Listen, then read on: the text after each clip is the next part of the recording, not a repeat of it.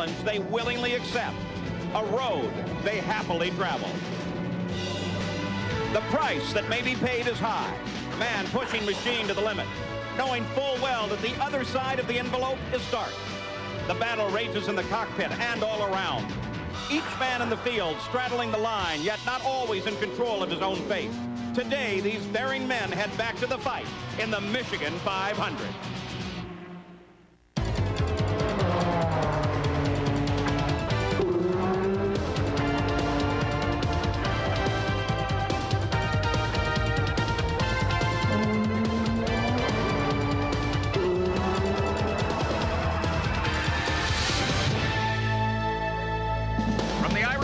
Of southern Michigan, we're at Roger Penske's beautiful Michigan International Speedway. Hello and welcome, I'm Paul Page, and the Michigan 500 is an endurance test, a race of survival, with many different reasons for the different competitors as to why they want to be under the checkered flag first. Let's consider, first of all, Michael Andretti, who is the reigning PPG Cup champion, but right now is behind in the points. He must do well here today if he is to close on points leader Bobby Rahal. And then there is Rick Mears, the reigning champion here. He still suffers from a sore right wrist from that practice accident at the Indianapolis 500. And this is one very rough track. It's going to be a long day for Rick Mears. Then, too, there's the Ford Cosworth engine. It's in the first 4 qualified cars. They've never won a 500-mile race. They hope to do very well here today. And for the rest of the field, 500 miles on a rough high-bank superspeedway makes for a very long afternoon with each one hoping for a win. Then there's the special story of the pole sitter, Mario Andretti. Right now, he's with Jack Arute. And Paul, it's been almost 5 years since Mario Andretti has sat his car on the pole. And Mario, when you do it at this point in your career, how does it affect you? Does it silence some of the critics? Well, it's very gratifying for me. I don't know if it silenced the critics, but it's an incredible satisfaction for all of us, the team, obviously. It was a long time coming in some ways, but, you know, things have to be right on, and I think I had that right on, and that's a credit to my crew, obviously. And Paul, outside of him was supposed to be his son, Michael Andretti, but as you can see, the spot is empty right now. Here is what has happened in the last couple of hours. When they tried to start the car up, they found a miss in the engine. They have been working now for over an hour trying to trace the problem. In the meantime, they brought out the backup car because they have to be prepared to make a decision as to which one Michael Andretti will drive. He is not at all pleased about the turn of events, and they have until 1:38 to decide which car they will run. He has practiced this backup car before. He practiced it on Friday, and he did get some time in it. And this is the backup car, so this is a very unseemly turn of events for Michael Andretti, your outside pole winner. Now, for more stories on pit road, let's go further in the back to Gary Gerould. Well, Jack, somewhat ironic that the last 3 races, Bobby Rahal has started from the pole, but because of an ill-handling car on the bumps, he finds himself at mid-pack, back in the 6th row. And Bobby, I'm sure we need to know, what do you think you can do to offset what appears to be an advantage for those Fords in particular? Well, I'm not sure we could, no matter how good our car was handling, I'm not sure if we could keep pace with them on pure speed, but you know, it's a long race. We gambled a little bit on our setup and qualifying. That's why we ended up back here. But the car has gone very well in other practice sessions. And, you know, as I keep thinking about how few finishers there were last year, and the whole idea is for us to get through this thing. No sense of desperation, then, for the man who leads the season point standings. We wish you well. Thanks, Gary. Paul? But will Michael Andretti move to the backup car? We'll be moving toward the start of this race in just a moment. Back at Michigan International Speedway, where the Newman Haas team has decided that it's not repairable in Michael's primary car, and so they have moved the 1X, the backup machine, out into Michael's original qualified position in the field. The rules do allow that. And with the championship battle now tightening, we thought we'd take a look at the life of Michael Andretti behind the scenes. Earlier this week, Sam Posey visited his home. Nazareth, in Pennsylvania's Lehigh Valley, is a town where a sense of history hangs heavy along the quiet streets. Racing, by contrast, belongs to a world of here and now. Nazareth, tranquil and serene, is a place where time slows down, while IndyCar racing is sudden and can be violent. At ease in both worlds and with his name adorning a business in his hometown of Nazareth is Michael Andretti. He is a success, but he has not allowed this to change his relationship with his friends. He's just like one of the guys. You know, he's nobody. He's no one different. I mean, he's as far as sometimes I have a hard time realizing that he is Mike Andretti. As far as I'm concerned, he's Mike. I've known Mike for so many years that he's just Mike. I've been with him at many, many races, and I've been fortunate to see at least 75% of his wins. And sometimes I even think about that, and I wonder, but he just won a big race, a major race, and there he is. You know, he's just same old Mike. You know, the same guy I met 12 years ago. But change has occurred. It is symbolized by this elegant hilltop house of Michael's. At the age of 29, he's a wealthy man. It's something that I've always wanted, was a house up on top of the hill and overlooking the town, and so this is a bit of a dream come true, I'd say. His dreams have come true on the racetrack, too. The successes that have been the most satisfying are those he has shared with his family.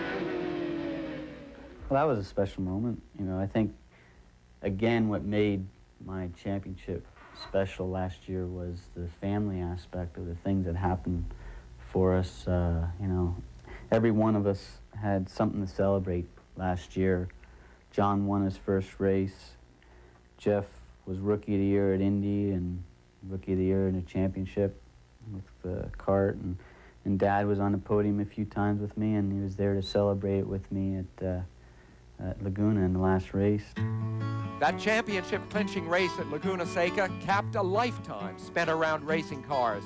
His exceptional talent was spotted early by a racing legend who just happened to be his dad.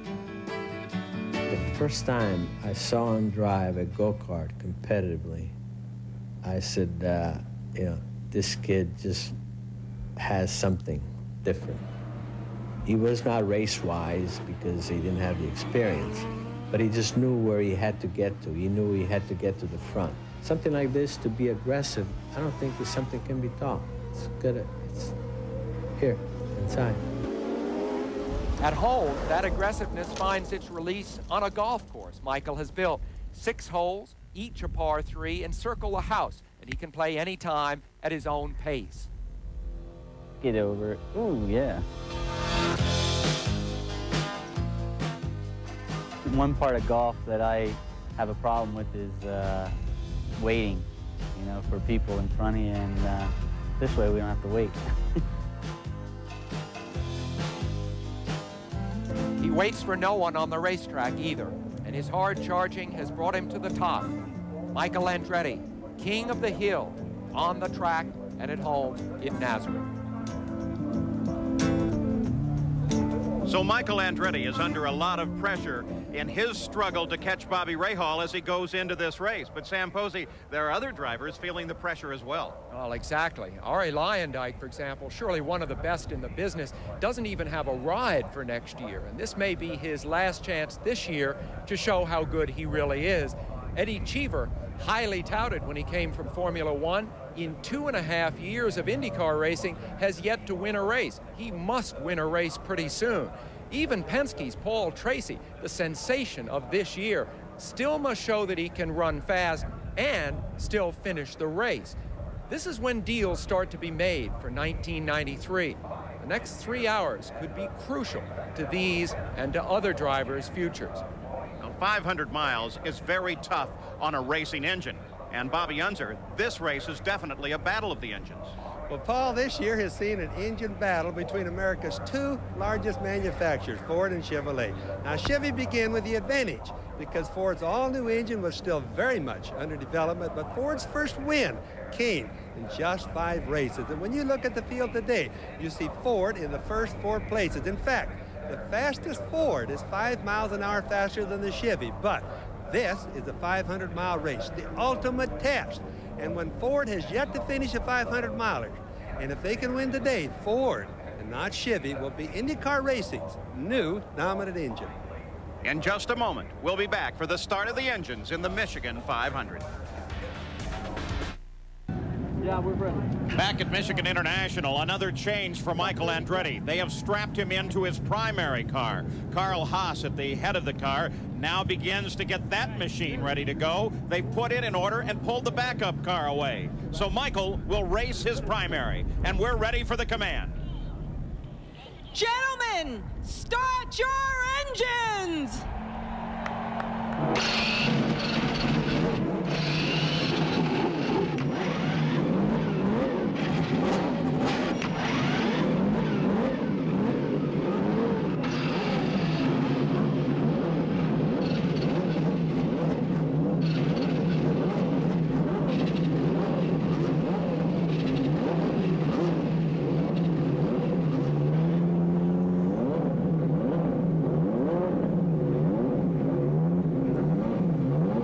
So now they're set and ready to go.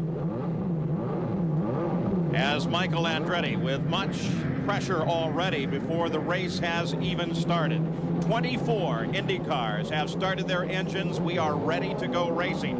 As the field begins now to pull away, Danny Sullivan sits looking ahead, anticipating what this day may hold. So the field rolls away, 250 laps ahead. They will start in 12 rows of 2. Here's the starting field. On the pole is Mario Andretti through the 230-mile-an-hour barrier to earn his first pole since 1987. His son Michael is alongside, the only two-time winner of the Michigan 500. In the second row, it's Eddie Cheever, who finished 4th in this event as a rookie 2 years ago. Outside is Arie Luyendyk, only the second start of the year for the 1990 Indy 500 champion. Inside the third row, Rick Mears, the defending champion of the Michigan 500. And Paul Tracy, Roger Penske's third driver, making his third start in a 500-mile race.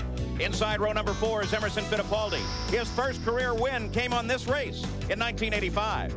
Outside is Raul Boesel. He finished 5th in the 1986 Michigan 500. Inside row 5 is Scott Goodyear, the runner-up at the Indy 500. And Pancho Carter, the winner of the inaugural Michigan 500 in 1981. Row 6 on the inside is Scott Pruitt, making his third start on this 2-mile superspeedway. Bobby Rahal is outside, the current PPG IndyCar World Series point leader. Inside row 7 is Scott Brayton, one of only 2 drivers who have started every Michigan 500, and John Andretti, who finished 6th in last year's event. In the 8th row on the inside, Al Unser Jr., who won the 1990 Michigan 500, and Danny Sullivan, the 1988 champion. Row 9 on the inside is Tony Bettenhausen, who finished 2nd in 1981, and Buddy Lazier making his second start here. Row 10 to the inside is Jeff Wood, making only his third start in a 500-mile race. And Jan Beekes in his second Michigan 500. Inside row 11, Steve Chassie making his first Michigan start since 1989. And George Schneider making his 42nd start in a 500-mile race. In the 12th row, Canadian rookie Ross Bentley and the reigning Indy Lights champion Eric Bachelard. And the weather here at Michigan International. Sun shining at the south end of the track, a little cloudy at the north end, 80 degrees. The slight chance of rain here, but we hope that comes after the run here today. And what's on the line? 250 laps to the 500 miles. Rick Mears, the defending champion, with a race record at 189.7 miles an hour. Let's go pit side. Jack Arute. Well, Paul, let's keep you updated on the Michael Andretti situation. He is in his primary car, but they don't know if they have solved the problem. Behind me are all of the pieces that they took off the primary car, but what they decided to do is take the primary car and chance it. They just radioed to Michael, look, whatever you've got, that's what you're going to have to live with. Don't even bother to come into the pits if it begins to misfire. Stay out there for the points. Let's check in further up pit road with Gary Gerould. Wear and tear on the banks, the bumps of the surface has been addressed early. It's a major concern. Arie Luyendyk in Indianapolis had a key suspension part break. The Ganassi team has made new push rods for this race, 30% stiffer than what they ran at Indianapolis, because they know you've got to be able to absorb 500 miles of punishment. They hope that bars like this in each corner of the car will keep Eddie Cheever and Arie Luyendyk in to the finish. Paul? As the field now begins the parade lap, you take a look over Michael's shoulder, and the PPG pace cars ahead there. The chassis in this race, of course, dominated by the Lola chassis. And, of course, the engines here as that battle continues. The Chevy Indy V8A, the dominant engine, but keep an eye on that Ford Cosworth XB engine. Former winners here at the Michigan 500. Well, of course, Rick Mears back in '91, going back through the order all the way to Pancho Carter, who was the first winner here. And thus far in this season, here are the winners of races so far as the season moves to its final quarter, and the points fight looks like it's going to be a great battle all the way to the end. So now, Bobby Rahal and Michael Andretti, the battle for the points. 3 wins each, but Rahal has been more consistent in finishing, though Michael has led more laps. On the backstretch, Johnny Rutherford drives the PPG pace car ahead. Just about a mile to go to the green flag now. The field nicely aligned. 12 rows of 2 instead of the traditional rows of 3 for a 500-mile race, owing to the 24 cars that have appeared for this race. And how's this for a view, huh? And there's Danny Sullivan as he prepares himself for the race. All the onboard cameras that you'll be watching here today. That's turn 3 just ahead at the end of the backstretch. The question mark, of course, is Michael Andretti. Is that engine prepared to go? On the pace lap for a moment, he hesitated just a bit, and then finally the car surged ahead and caught up with the pole sitter, his father, Mario Andretti.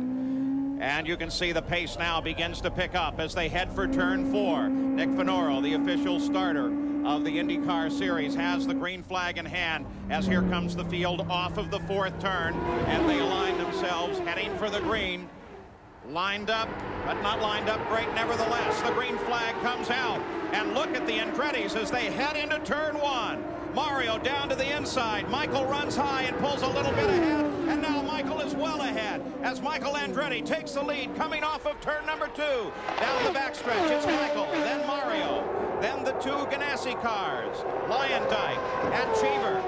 On the backstretch now, Michael Andretti pulls a bit away from his father.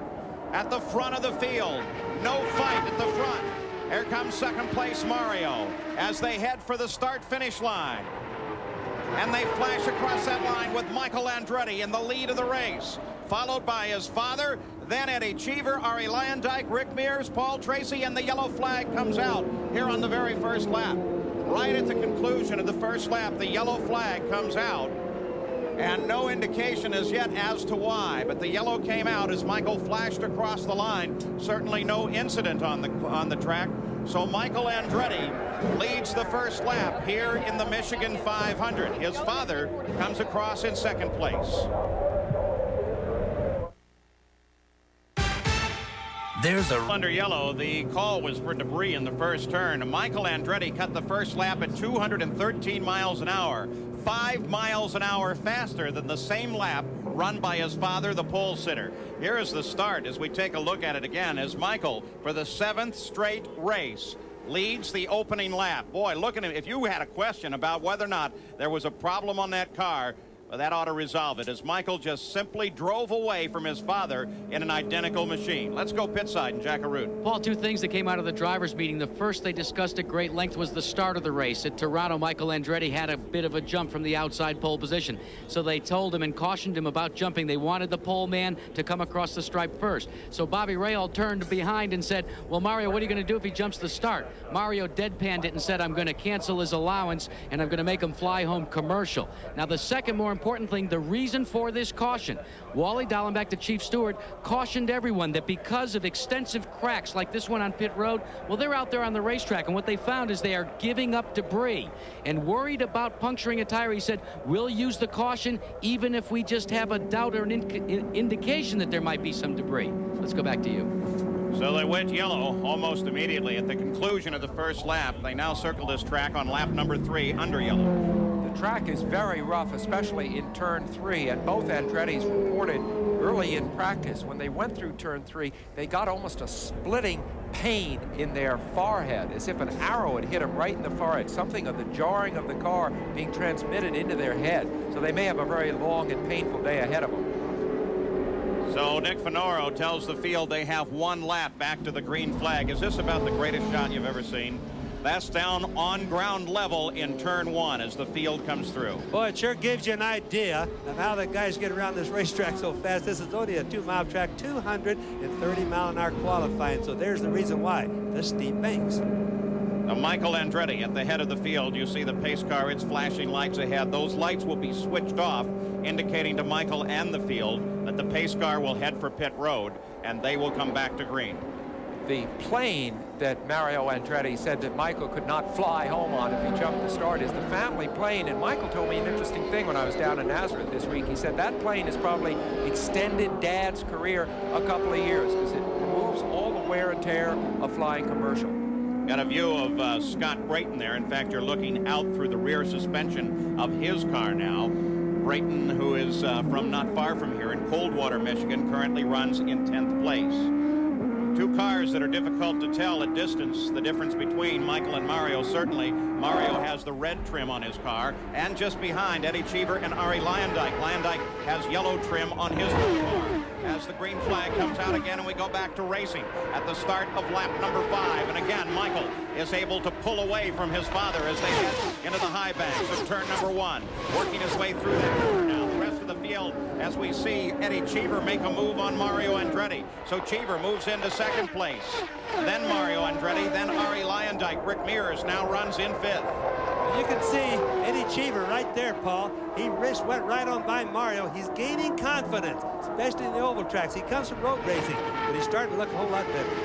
Mario Andretti runs in 3rd, now trying to catch up to Eddie Cheever, though Mario, a great veteran at 500-mile races, knows that the race is not won here in the opening laps, has given up his pole position to his son and dropped back into 3rd. Mario is the biggest name currently in racing, along with Richard Petty. Now, Petty is retiring at the end of the year, and there are rumors that Mario will retire at the end of next year when his contract is up. I think we're going to really miss him. He's a man that's been around in this sport for 30 years, and there's no replacing Mario Andretti.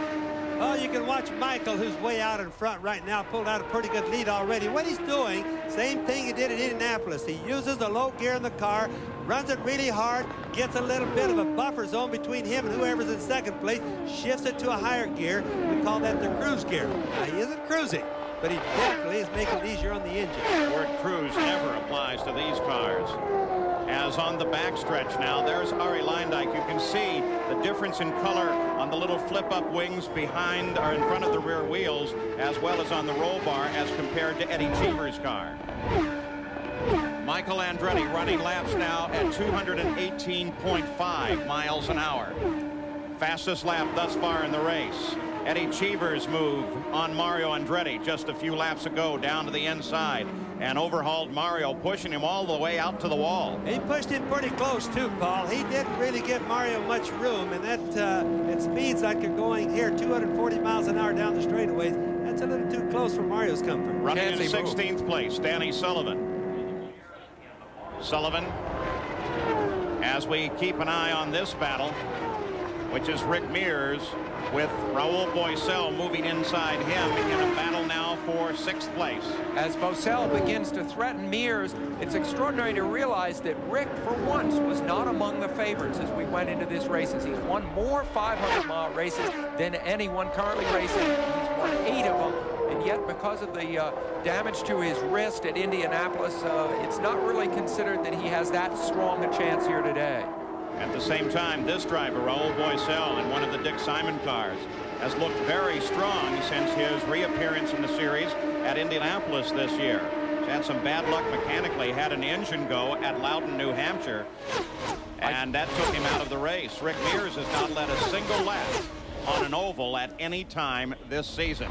At the front of the field, it is still Michael Andretti. You're on board now. Eddie Cheever is chasing. Michael just turned a lap again at 220 miles an hour. We'll be back after this message and a word from our ABC stations.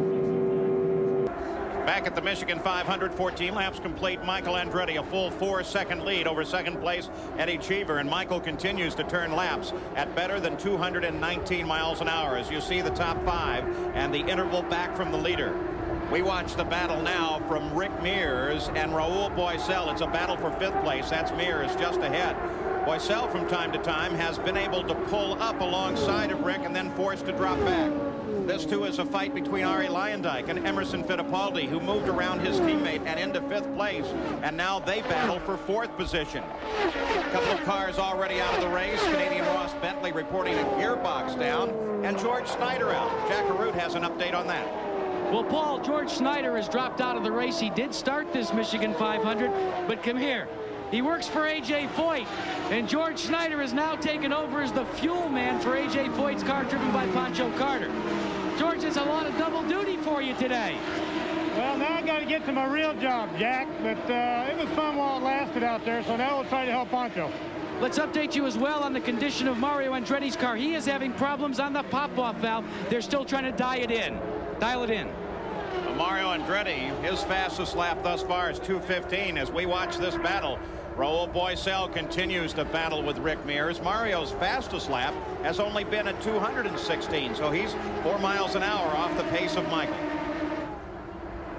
Well, you can watch as Boesel working on Rick Mears right there. Now, he can really pass him. He gets a draft behind him. He pulls up alongside, but he doesn't go quite on by, just like right there. He could have gone by. What it is Raul has become a lot better race driver, and he realizes this is going to be 500 miles long.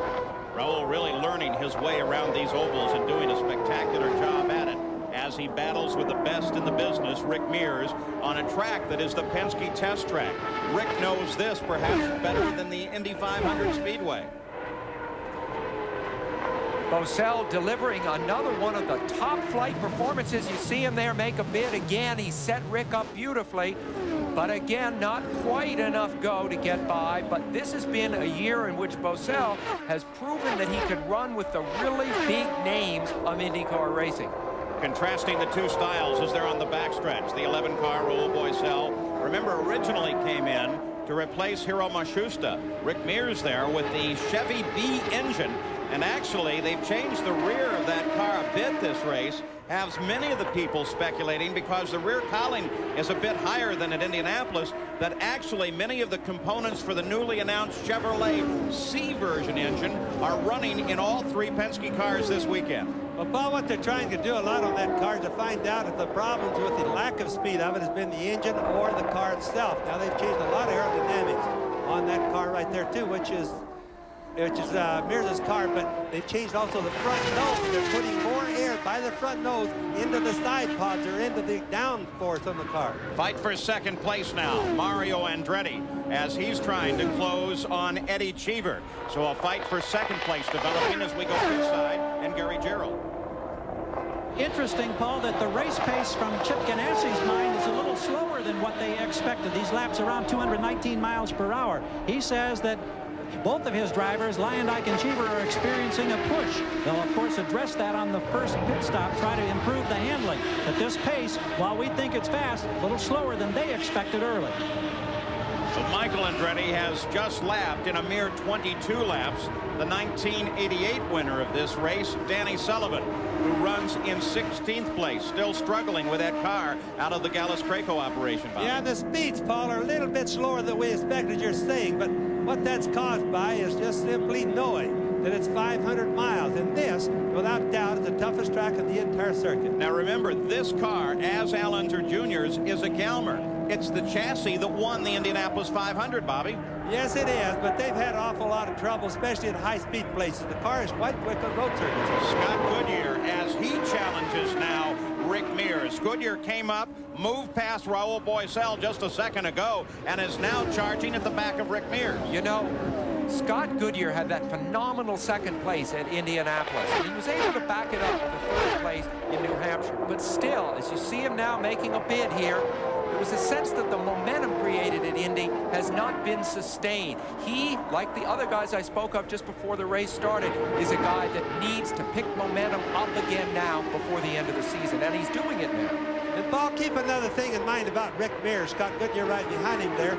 He always starts out in these 500-mile races slow. He'll adjust his chassis when he comes in for the first pit stop. And if his arm, his wrist, his right wrist is not giving him problems, he'll become a terror later on the race. Yes, but right now he's 23 seconds back of the leader, which is quite a bit to have dropped back, Bob. On the backstretch once again, now Goodyear sets Rick Mears up, comes way low, working a good solid low line. Rick Mears has been working the high line, and now Scott Goodyear moves into 6th place as he gets around Rick Mears. So Rick Mears fighting some problems here, and now down below, look at Paul Tracy. Paul Tracy, who was able to move up and join this battle as well, and now he battles with Scott Goodyear. So Paul Tracy is on the charge. Now you watch a drafting thing with two cars together like that. Scott Goodyear took get the benefit of 2 cars ahead of him. The draft becomes pretty good. And that's how he was able to shoot by so fast there. Rick Mears is only 8 seconds from being lapped. Now, here are the 2 young men who have really put their names on this season. Paul Tracy with his dazzling battles with Michael Andretti at the road courses of, let's see, Detroit and Toronto, and of course the terrific second place by Scott Goodyear at Indianapolis. Goodyear on the left, Paul Tracy in the center of the screen now. And of course, both of them Canadians. Now, what about Rick Mears? Let's get an update on him from Jack Arute. Well, Paul, Rick Mears has radioed in that the car is pushing badly, much the way Gary Gerould reported on the Luyendyk and Cheever cars. But what they're trying to do is tough it out until the first pit stop. In fact, Mears will now be bringing his car onto pit road, and they will be making a wing adjustment. He'll be the first of the leaders to pit. Fastest lap of the race thus far was turned on lap 17. Here comes Rick Mears into the pits now. Michael turned it at 221.1 miles an hour. So Rick Mears, with his problems, rolls down toward the Penske pits. And he's definitely in too early. Let's go down to that pit, and Jack. They have made the wing adjustment on the front wing only. They've remained steadfast with the change the wicker bill on the rear of the car. They're filling it up with fuel. So all it is a front wing adjustment to adjust the push on the car, gentlemen. 13.9 seconds for that adjustment. Rick Mears in and out. The danger right now, of course, he's in earlier than normal. He is if the track would go yellow right now, Rick would lose a lap. But it hasn't gone yellow yet. The gamble might be all right. And no particular reason as to why it should, as Michael Andretti and his #1 machine continues to lead this race and is pulling away now a full 13 seconds ahead of second place Eddie Cheever. Since Michael Andretti won his first IndyCar race, which was Long Beach in 1986, he has won more races, led more laps, scored more points, and taken more poles than any other driver. It's quite a claim. Michael Andretti, without question, at the top of his form. Just in front of him is the Indy 500 champion, Al Unser Jr., trying to keep from being lapped. But there's no chance of that because Michael is flying. Now, he came off the turn about the same speed as little Al, and just look at the difference as he went down the straightaway. Now, that's horsepower. The Fords probably have a good 10-mile-an-hour speed down the straightaway over the Chevrolets, at least the Chevrolet A engine, Paul. Well, Bobby, you raised the issue at the beginning of the show that this was really the battleground between Ford and Chevrolet. And Fords are currently running first, second, and third. It isn't until you get to Emerson Fittipaldi in fourth that you get a Chevrolet. And Paul Tracy makes his move now on Arie Luyendyk, gets around Luyendyk and picks up 6th place. So Luyendyk beginning to fall steadily backwards while Tracy is on a charge forwards. And now here is the fight renewed between Raul Boesel and Rick Mears. Though remember, Rick did go into the pits, and it is not a battle therefore for position, but it's the same old rivals out on the racetrack itself. Well, it's a good time, Paul, to see whether they fixed Rick's car a little bit or not. Michael Andretti just picked up the pace. He just turned the last lap at 221.5 miles an hour, the fastest lap thus far in the race. The average speed of the race, despite the early yellow, has come up now to 181.6 miles an hour. The race record here for a 500-mile race, for any IndyCar 500-mile race, 189.727 miles an hour. This is the most terrific view. It's a new camera position, as you can see from the graphic, on board with Scott Pruitt in that terrific True Sports car. And you see, for the first time, to my eyes anyway, Bobby, I want to see what you think, the way it really feels when you're driving a car. This is what you see. It's certainly a lot better than we've ever seen before, and it's a realistic view, Sam. So Michael Andretti is out in front. Again, he just upped the ante to 222 miles an hour, a new fast lap in the race, and in doing so, he passed his nemesis, Bobby Rahal. So Michael Andretti has put all but the front 9 cars a lap behind the leader with just 33 laps done. Michigan 500, we are under yellow. Michael Andretti is in the pits. Jack Arute. And Paul, very quickly, they're doing their service. They have made a minor wing adjustment on the front wing only. He also complaining of some understeer. Likewise, his father, who will pit shortly, will make a wing adjustment on the front, and he will change the wicker bill because his car is pushing worse. That's Arie Luyendyk heading back into the action. This is his teammate, Eddie Cheever. He is the reason for the yellow right in the middle of the backstretch. Coming off of 2, he glanced the wall and finally slid to a stop at this position, which is just about the middle. This was just a few moments ago. And Eddie Cheever, as he climbed out of that race car, terribly frustrated with whatever happened. Look at that. Angry, mad Eddie Cheever. Well, it's very possible that he feels that he had a flat tire, that he ran over something and punctured a tire. He badly needed a success here. He was running second, driving an incredibly ambitious race. You see the view here from Scott Brayton's car as he comes into the pit. So Scott Brayton heads down on the pit road, not running where he'd like. He is in 9th place, a lap behind the leader, as he rolls in from service for Dick Simon's team. See that grandstand just off his view to the right? It is filled with Amway folks, supporters. Of course, Amway located not far from here, and everyone in that stand seems to be wearing those bright pink colors of Scott Brayton's car. Now Scott, having to maneuver out a little bit to get into the lane, rolls back into the action, and Pancho Carter is into the pits, but it looks like this may be a little more lengthy stop. Some debris there on the car, and finally he gets away. Paul Newman watches as Michael Andretti circles this track. Well, the IndyCar drivers and their cars get a pretty serious workout running 500 miles here at Michigan. Danny Sullivan tells us how this race can be a real handful in this week's Tips from the Cockpit.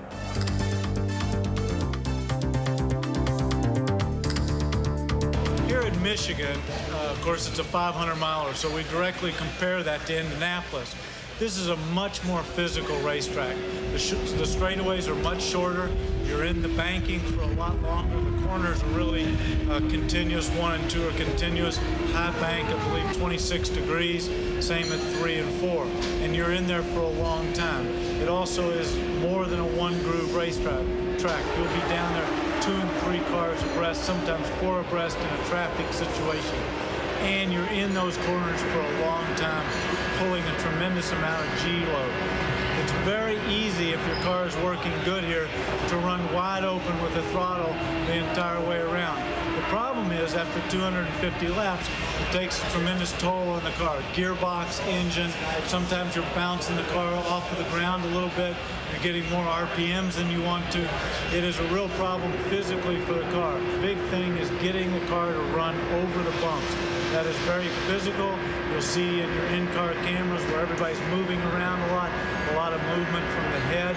It's very difficult to see far around the corner because of the movement and the car bouncing around. And this is going to be a problem throughout the race. When I won here in 1988, about 10 guys took off at the beginning of the race, and for the first 20 or 30 laps or 50 laps, they ran at a tremendous pace.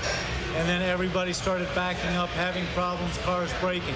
I think that the winner here is going to have to drive a conservative race. That doesn't mean he's not going to be fast or be the guy out in front, but he's going to have to be conservative on his equipment. Many of the drivers here have been complaining about headaches after practice because the track is so physical and rough.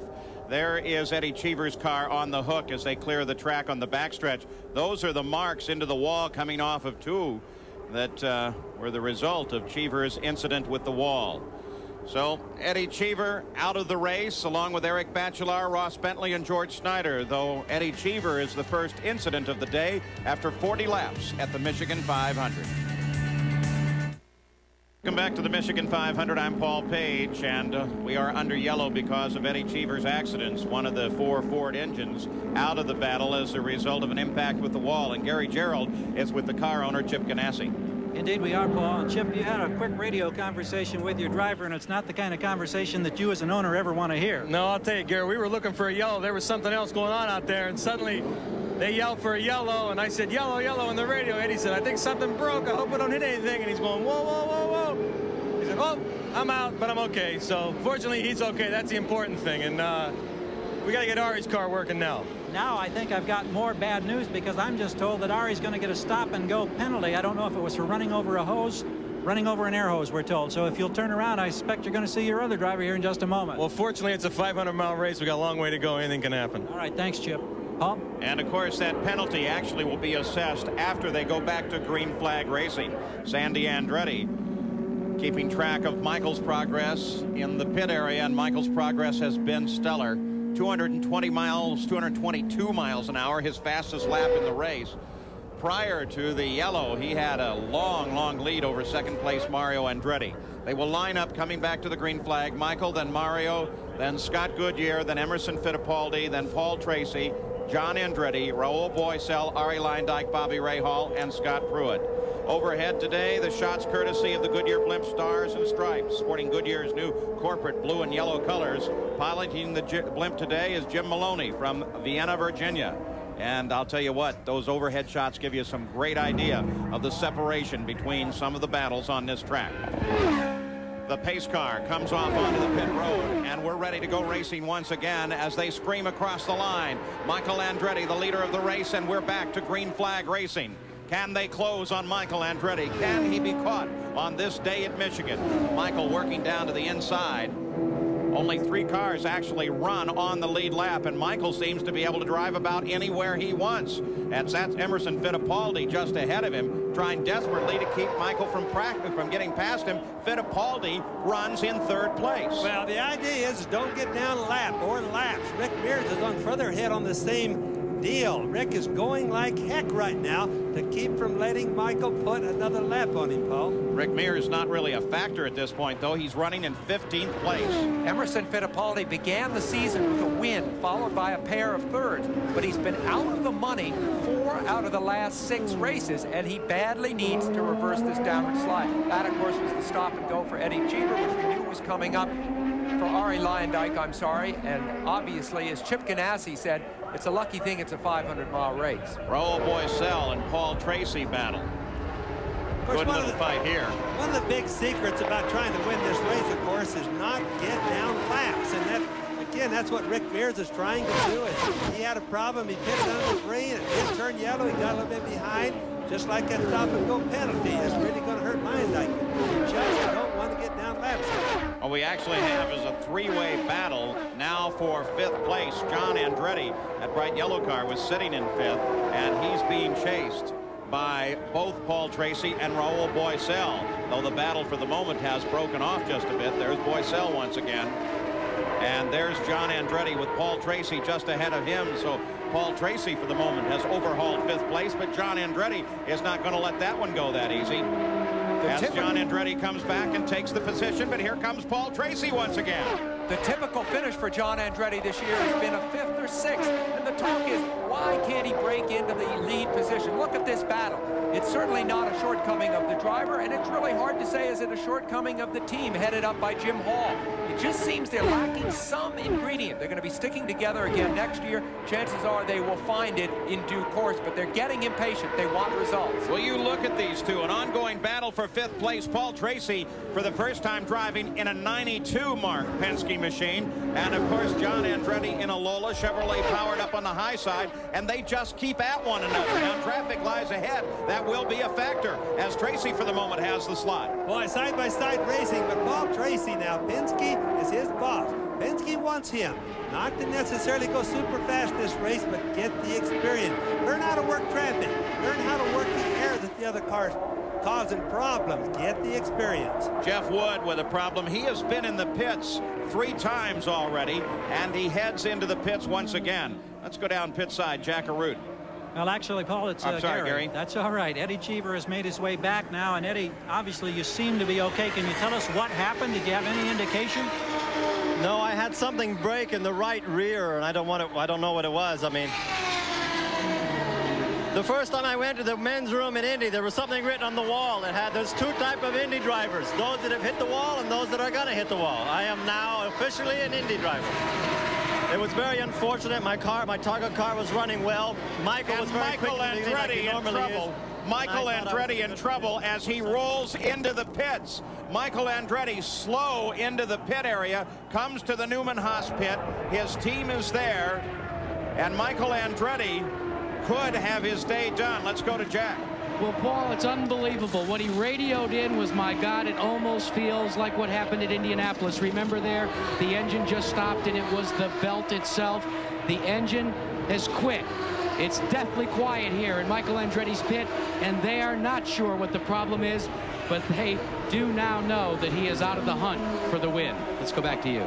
Well, Paul, this is one time again I want to tell people it is not Michael's fault. He's not driving the car too hard. He's cruising the car. It's just that they have a lot of speed. They found things that the other drivers and other teams cannot find, but he's definitely not the culprit. And in that battle of engines that you mentioned at the start of this race, Bobby, now 2 Fords out. One Eddie Cheever's due to the impact with the wall, and if they can't get this one going, then Michael's engine is gone. Boy, but did you ever see an advantage much better than what those cars have had on this race right now? Michael, perhaps watching the championship drift away from him. Well, he was in such a good position to really close up on Bobby Rahal. He started the race 34 points behind him. He was, of course, leading the race, which would have been worth 20-plus points to him. Now, of course, he hands the lead to his dad, Mario. Could this be the long-awaited victory for Mario? Boy, I would love that. Mario, at the moment, the lead he was handed is a full 26 seconds over the second-place now car of Scott Goodyear. You know, I think there's Mario Andretti right on the track now, Paul. And I think that if Mario were to be able to win this race, he would certainly be the crowd favorite. It's been so long. And at times, he is just awesomely fast. And of course, with Michael dropping behind the fight, that gives the advantage to some cars that had been lapped, and now there are 7 cars back on the lead lap. Let's go back to Jack Arute. Paul, you're talking about Mario Andretti. He is not without his concerns out on the racetrack. He has been constantly having problems with the pop-off valve. Now, there is an onboard display that tells you exactly the exact amount of boost you're getting, but they are not actually able to dial it in as it applies to what's being displayed on the dash. He's constantly popping it off and having to go back to the old tried and true method of hearing it in your ear from the tube that's positioned back by the valve itself. So he is concerned as they continue to work on Michael Andretti's car here, and they still don't know what the problem is there. So this is a tough day for Newman Haas. Well, you know what happens on those pop-off valves often is they do pop off the first time. They blow out very hot air. Bobby Rahal charging on Raul Boesel, a fight for 6th place. And then as the air goes through the pop-off valve, it heats the spring up. The spring gets weaker, and then it starts popping off at a lower pressure. And of course, for every inch, they lose about 20 horsepower, and that really is costly. Last year, when Michael Andretti dropped out of the Michigan 500, Bobby Rahal turned it on. He said, this is my chance to win and to really extend my lead. Like this year, he was leading in the championship at that point last year. He turned it on, he really flew, and then he blew up too. What is he doing right now? What is Bobby Rahal thinking? This is a golden opportunity to really extend that 34-point lead he has in the championship. And that's exactly what he's doing now. He just picked up a position on Raul Boesel, moving from 7th to 6th. And when Michael dropped out, it gave Rahal new life because it got him back on the lead lap. Mario has now led in 9 of 11 Michigan 500s. We'll be back after this message and a word from our ABC stations. Back at the Michigan 500, a battle for 2nd place between Emerson Fittipaldi and Scott Goodyear. As look at Scott Goodyear as he inches further and further forward, ready to challenge Emerson Fittipaldi. Mario Andretti is still the leader of the race, but look at Scott Goodyear. In just a few turns, he's able to come right back on the back end of Emerson Fittipaldi. Now he moves to the inside, and Scott Goodyear picks up 2nd away from Emerson Fittipaldi, doing so cutting laps at 218.5 miles an hour, 3 miles an hour faster than the leader Mario. Now there's a Canadian that came from road racing that nobody thought was very good on the big ovals. 2nd place at Indianapolis today, going like a house on fire. Really getting the ovals figured out good. And he drives for this man, Derek Walker, who had 2 drivers in the race, but Jan Bikas is already out. Let's go down to Jack Arute. Well, it goes without saying, a very disappointed Michael Andretti. Early reports are it's the same problem as what happened at Indianapolis. Seems like it. It just quit. It seemed like just lost oil pressure and fuel pressure, just like Indy, and I can't believe it. The feelings that you have, especially starting the race with the unknown quantity, and now all of this happening and trying to close on Bobby Rahal. Describe it. It's not a very nice feeling. That's about all I can say. You know, it's just it's a shame because I thought we got over the hurdle by getting the car out there, and I thought maybe this is going to be our day, and you know, it was going to be our day up until you know, the thing quit. It's just very disappointing. Tough break for Michael Andretti. John Andretti and Bobby Rahal now battle for 5th place. And just to explain Michael's problem that he thinks he has, it's a belt that drives the oil pump, the fuel pump, and the camshafts and etc. on the front of the engine, Paul.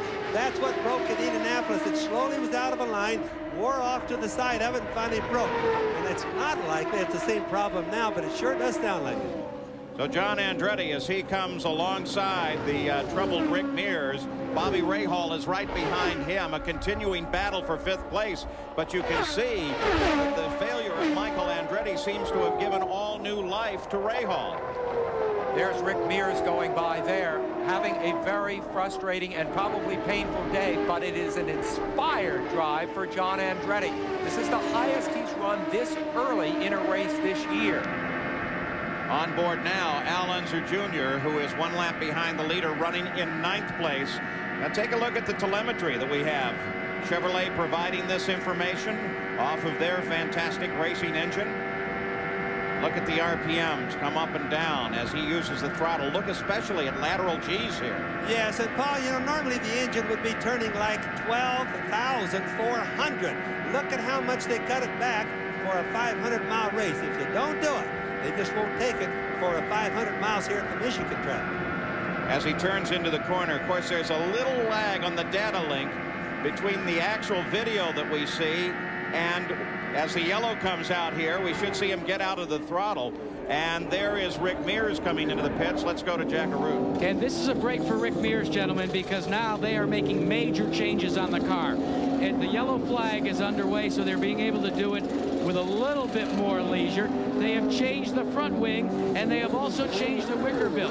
This is very reminiscent of what Rick Mears did, trying to chase the racetrack all last year when he was victorious. Let's go back to you. Buddy Lazier in the pits as well. Brand new sponsor on that car. The new Hemmelgarn team, after leader card, has finally, after years, pulled out of racing. So the yellow is apparently for a debris on the track. No obvious incident here. And as we watch Mario, the leader of the race, roll down into the pit area. Now this should be a routine stop. Jack is right there. Well, Paul, they are again going to try and make a wing adjustment on Mario Andretti because he is also trying to adjust the handling on the car. Now there's a little bit of miscommunication, but they have completed the work. A big change on the front wing, but he is off and away. 16.5 seconds, he's out. Major change to the front wing of Mario Andretti's car. Hopefully they have dialed some new speed back into it. So far he's only run at 215 miles an hour. We'll be back. Still under yellow at Michigan. Mario Andretti, the leader of the race. Almost everyone has made their second stop of the day. Right after this race, of course, we'll have coverage of round number 3 of the International Race of Champions, as some of the finest drivers in the world and equal and matched Dodge Daytonas run against one another, held right here at Michigan International Speedway. You'll want to stay tuned for that. You know, Paul, I just wanted to mention that on the yellow that first came out, Buddy Lazier and Rick Mears came in almost right after it went yellow. Now, might think people watch. They made a mistake. They should have stayed out, helped close up on the leader, who's Mario Andretti. They would have picked up a lap. Instead, they pit too early, and then they actually lose a lap. Keeping track of his driver, Bobby Rahal, is Carl Hogan. Bobby runs in 7th place under the yellow. Bobby's director of operations, Larry Randlett, calls Bobby Rahal the throttle actuator. And he says, well, he's the best in the business. I think that's a pretty good quote. Danny Sullivan, the Gallus Craco operation. By the way, the Craco part as a partner will be going away at the end of this season. Maury Cranes, who has suffered from a bad back for some time, saying that that's just taking its toll, and he can't really do his job as a co-owner, so he's going to bow out for a while, and Rick Gallus is going to take over the total operation. Back to green flag racing once again, as they scream toward the green flag, and down in turn number 1. Mario Andretti, the leader of the race, followed by Scott Goodyear, Paul Tracy, John Andretti, Bobby Rahal, and Royal Boiselle, and Scott Pruitt is lined up just behind the leader. Now remember, Mario's having some problems with the pop-off valve. We watched Scott Pruitt drive by him before the last yellow flag came out. Mario is definitely lacking in horsepower. Let's watch now and see what happens from that. The fight between John Andretti and Bobby Rahal, an ongoing fight now for 4th place after almost everyone in the field, in fact everyone who matters, has completed their second stop of this 500-mile race. 72 laps are now complete. Scott Brayton sits just ahead of this fight, should become a factor any second now. When you watch Rahal and John Andretti right there, you look at the 2 light cars. There goes Rahal by him. You're looking at A engines, the Chevrolet A engines, and both Lola chassis there. It's interesting that Rahal, the minute Michael Andretti went out, did seem to come alive. He'd been languishing back in 12th. Now he's up into 5th. So Bobby Rahal, moving toward the front of the field, is solidly around John Andretti and solidly into 4th place. His next target will be Paul Tracy, who is not that far ahead. Mario Andretti still the leader. Scott Goodyear in 2nd, Paul Tracy 3rd. The yellow caution really bunched things up. There are now 7 cars on the lead lap and all of them battling. Paul Tracy trying to close down on Scott Goodyear. You see Scott Goodyear, that blue and silver car just ahead. The blue and white mobile car, well, that's Paul Tracy. A 1992 Penske, the first time he's had a chance to drive it. As we take a look at sitting in front of him is Scott Pruitt. Mario Andretti is just ahead of this battle. So the yellow bunching everyone up. There's little Al. Obviously got the car working a little bit better than they had in practice, but still not as fast as they'd like to be by a long ways. And Arie Luyendyk and Paul Tracy side by side. But remember, Luyendyk was assessed a penalty and is running off the leader's pace. Now remember, Paul Tracy right there on your left had a problem last year. Started the race, promptly hit the wall, right for Roger Penske. Everybody painted kind of a bad picture for him, but so far this race, he's really been using good judgment, going fast, and yet staying out of trouble. Penske car is running in 3rd place, and then Fittipaldi is back in 15th with Rick Mears running 11th. An update on the Penske operation, Jack Arute. Well, Paul, Tim Bumps is actually calling the shots along with Teddy Mayer on the Paul Tracy car.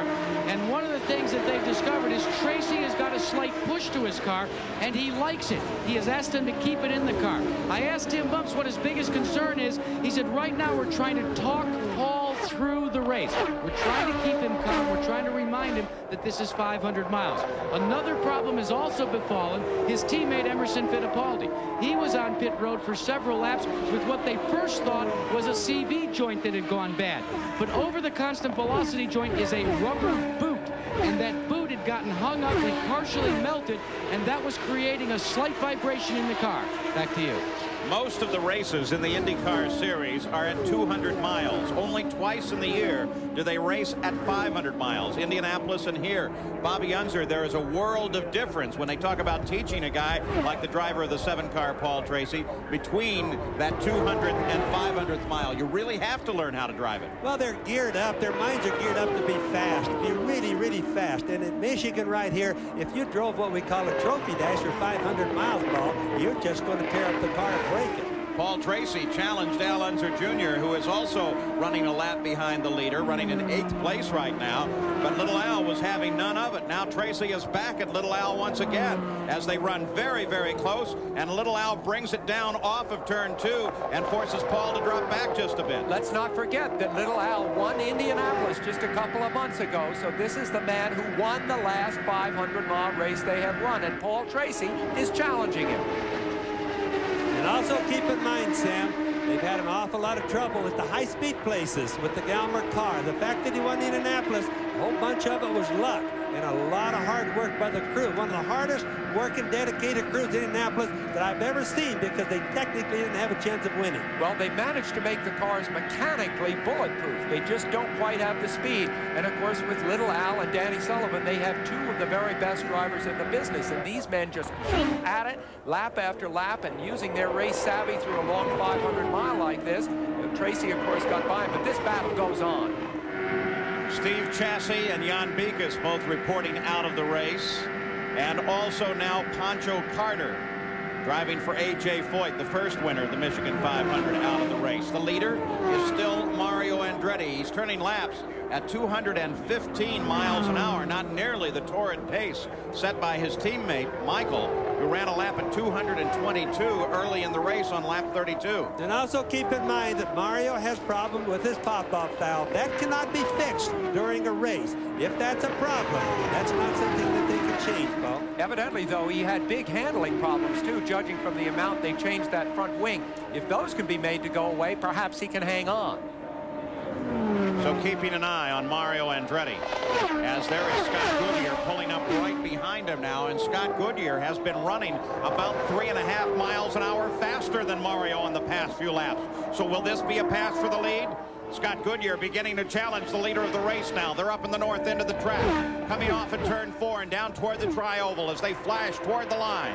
We could see history about to be made. Scott Goodyear, under a real green flag situation, has never led a 500-mile race. And right now, he's got Mario Andretti in his sights. The old fox leading the young charger. Boy, don't you know that the Canadians up in Canada are really jumping right now? This is the Canadian boy going by. And he goes for the lead, and Scott Goodyear moves down inside Mario Andretti. A classic battle. Rookie and veteran, they're side by side. In the north end of the track, Scott Goodyear takes a run coming off the corner. Careful, though, not to pinch Mario Andretti up to the wall. But Mario hangs on to the lap. Mario has got the experience. Scott is the brave guy, the brave Canadian. You can bet you that Jim O'Donnell, the guy that sponsors that car, is jumping up and down right now. A tremendous battle for the lead. There is the owner, one of the co-owners of the other car. This is Derek Walker, who owns and runs Scott Goodyear's stable, as Mario Andretti is still trying to hold the young Goodyear off in an ongoing rotating battle around this track for the lead of the Michigan 500. I have to laugh at Carl Haas. It's old poker face. He acts like he's bulletproof, and yet down deep he has more feelings than most guys I know. So Mario Andretti, a very popular figure here at the Michigan 500, hoping for a win. It would be his first since the Cleveland race in 1988. But Scott Goodyear is up and trying to change all that. You know, probably what happened right there is Derek Walker is talking to him. Derek, of course, has a tremendous amount of experience. Scott Goodyear's mechanic. He's probably telling him, hey, that's all right. Just pester him, keep him going, worry him a little bit, but don't make an issue out of it. In fact, not only the tremendous experience of Derek Walker there, but guys like Laurie Garish.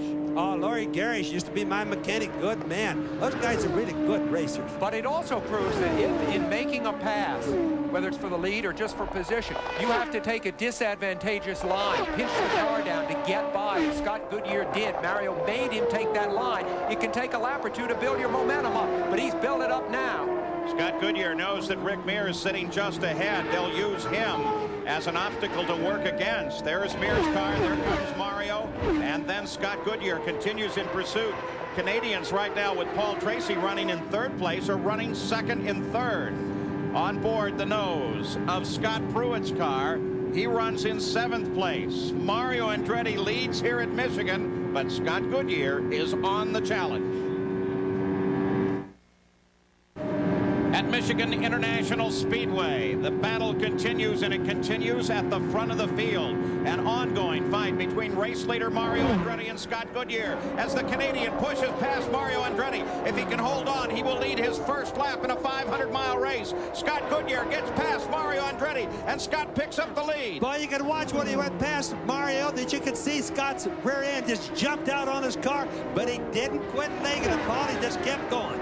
They continue the fight. Scott Goodyear is down low. Mario's having none of it as he runs up onto a high line and tries to take Scott Goodyear again. But Goodyear pulls away from Mario Andretti. His lap's just a little bit faster. Now Scott's picking up a little bit of help. He's getting a little draft from the cars in front of him. That's helping him pull away from Mario a little bit easier there. Scott Goodyear now with traffic just ahead, and he handles that superbly. Young man, in fact, I hitched a ride from Scott Goodyear with he and his wife, Leslie, as we were leaving Toronto. And he said, you know, you keep calling me a young Canadian. I'm 32 years old now. Maybe you shouldn't do that anymore. He's very old compared to Paul Tracy, who's just 23. They think of themselves as the old and young Canadians, respectively. So now Scott Goodyear, for the most part, has resolved his battle with Mario Andretti. Mario is now a half a second back, and look at him overhaul Rick Mears. Well, he's just driving by Rick like he's parked. He is really moving, and I watch him work the traffic. He's going low, high, wherever he wants to go, he's sticking. Well, Scott Goodyear's car is working, and that is the key. Also, perhaps that youth at age 32 will make a big difference in a hard race like this is today. Let's go to the pits of Gary Gerould. An exciting moment for Derek Walker. You lead this 500 after that close finish at Indianapolis. What is the game plan at this stage, Derek? What are your concerns? Well, it's a long way to go. So reliability right now is obviously our major concern. Other than that, the car's running fine, and Scott and the team and, you know, the McKenzie group are just doing what we have to do, just trying to stay up front. It's hard not to conceal the smile at this moment, isn't it? Well, I think it's great for the team and Scott to be doing this well. You know, we just hope it can continue, but, you know, it's a long way and a lot of good guys still out there. Anticipating any changes on your next stop here in the pit? Just routine, just tires and fuel, really, at this stage. All right, we watch. Thanks, Paul. Rick Mears comes into the pits as well and begins to climb out of the car as you watch Scott Goodyear. They tell me that Rick Mears tomorrow will have that right wrist cast, and as a result, Rick Mears will miss a number of road races, and in fact may not be back in the race car until the race at Nazareth. Think of the connection as we see Danny Sullivan come in between Derek Walker and Rick Mears. Rick Mears going out of the race. Derek Walker, who had been Rick Mears' crew chief and chief mechanic in many of Mears' successes. They both worked for Roger Penske, who you see there. Now fate has smiled on Derek Walker and not on Rick Mears on this day. You know, Sam, I could watch Rick when he got out of the car's right wrist there. You can see how tender it is. He couldn't even get out of the car right, so he's really hurting from that. And I'm sure the car's the problem, but his wrist is definitely hurting him. You see the brace that he wears.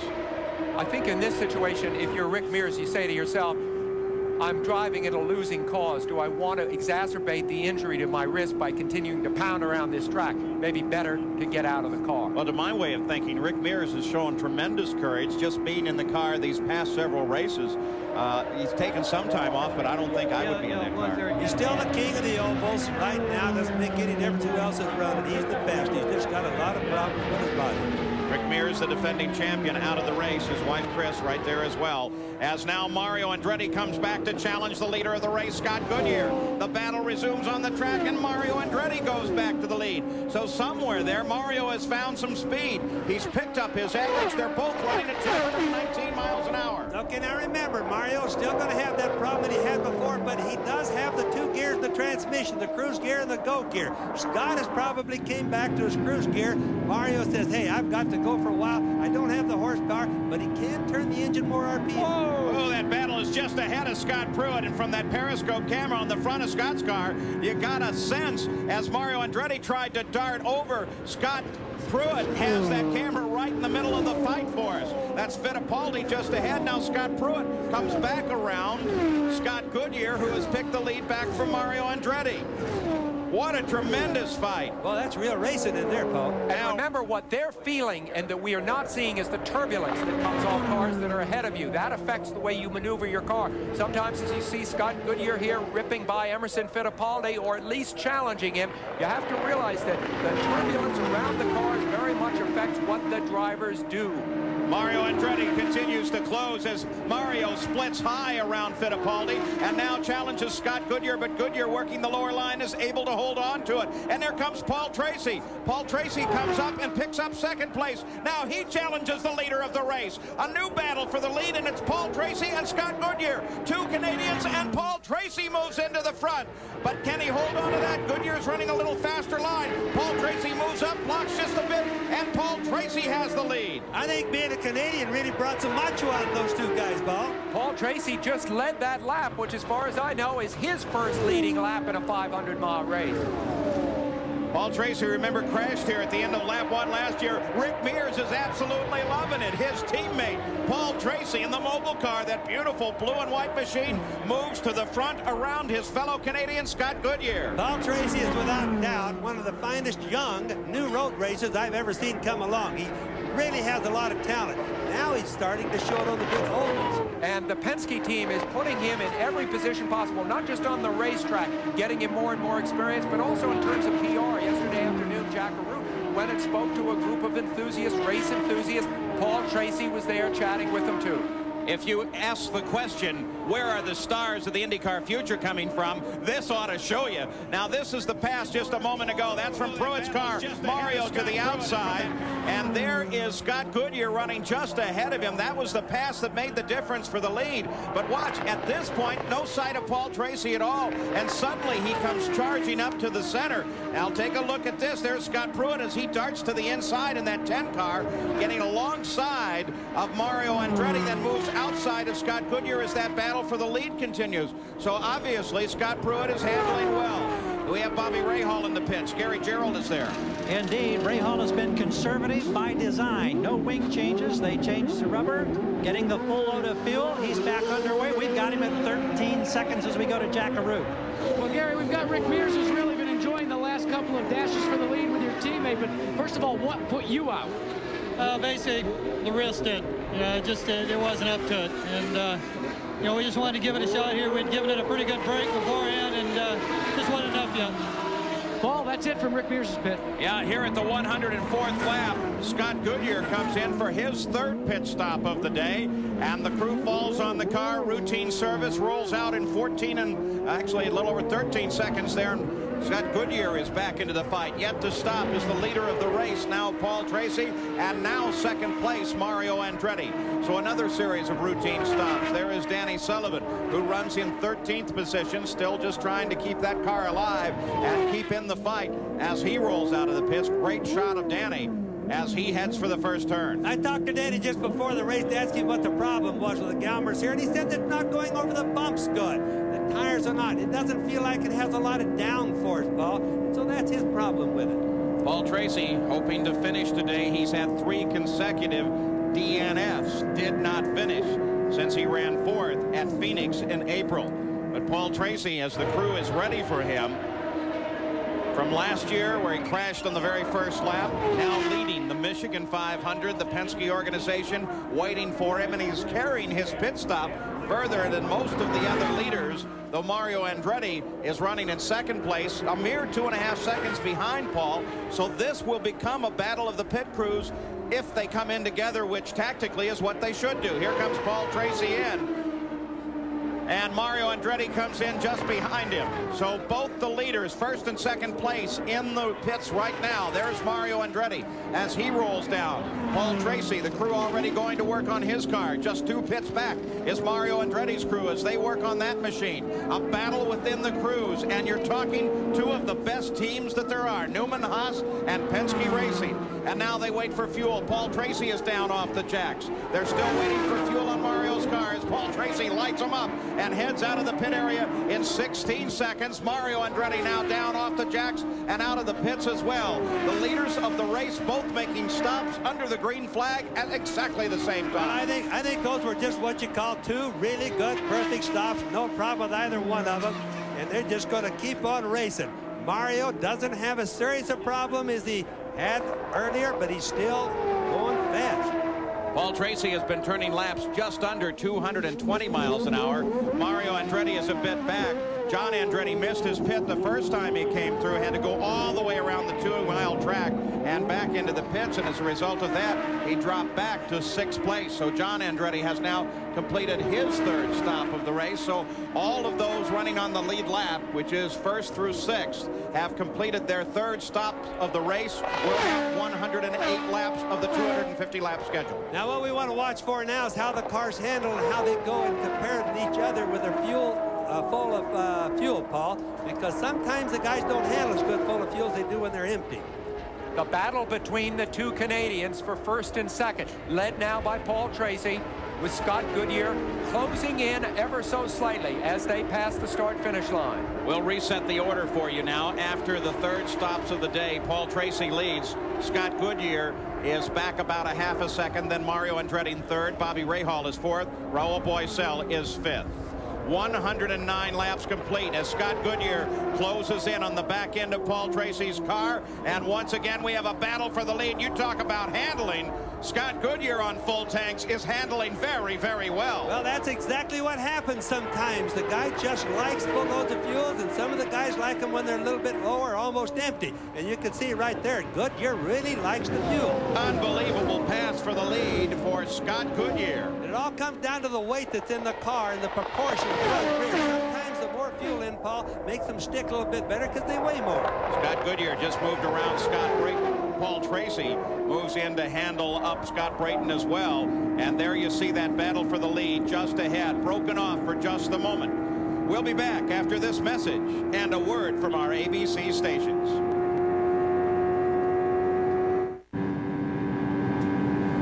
Back at the Michigan 500, and what great stories may be told at the end of this day. Scott Goodyear perhaps scoring his first win in a 500-mile race. The same may be true for Paul Tracy. Or will Mario Andretti score his first victory since 1988? Bobby Rahal perhaps could move up to the top of the order and extend his battle in the points. Or Raul Boesel may win his first IndyCar race ever. It's a marvelous run at the Michigan 500. For the moment, the battle for the lead has broken off.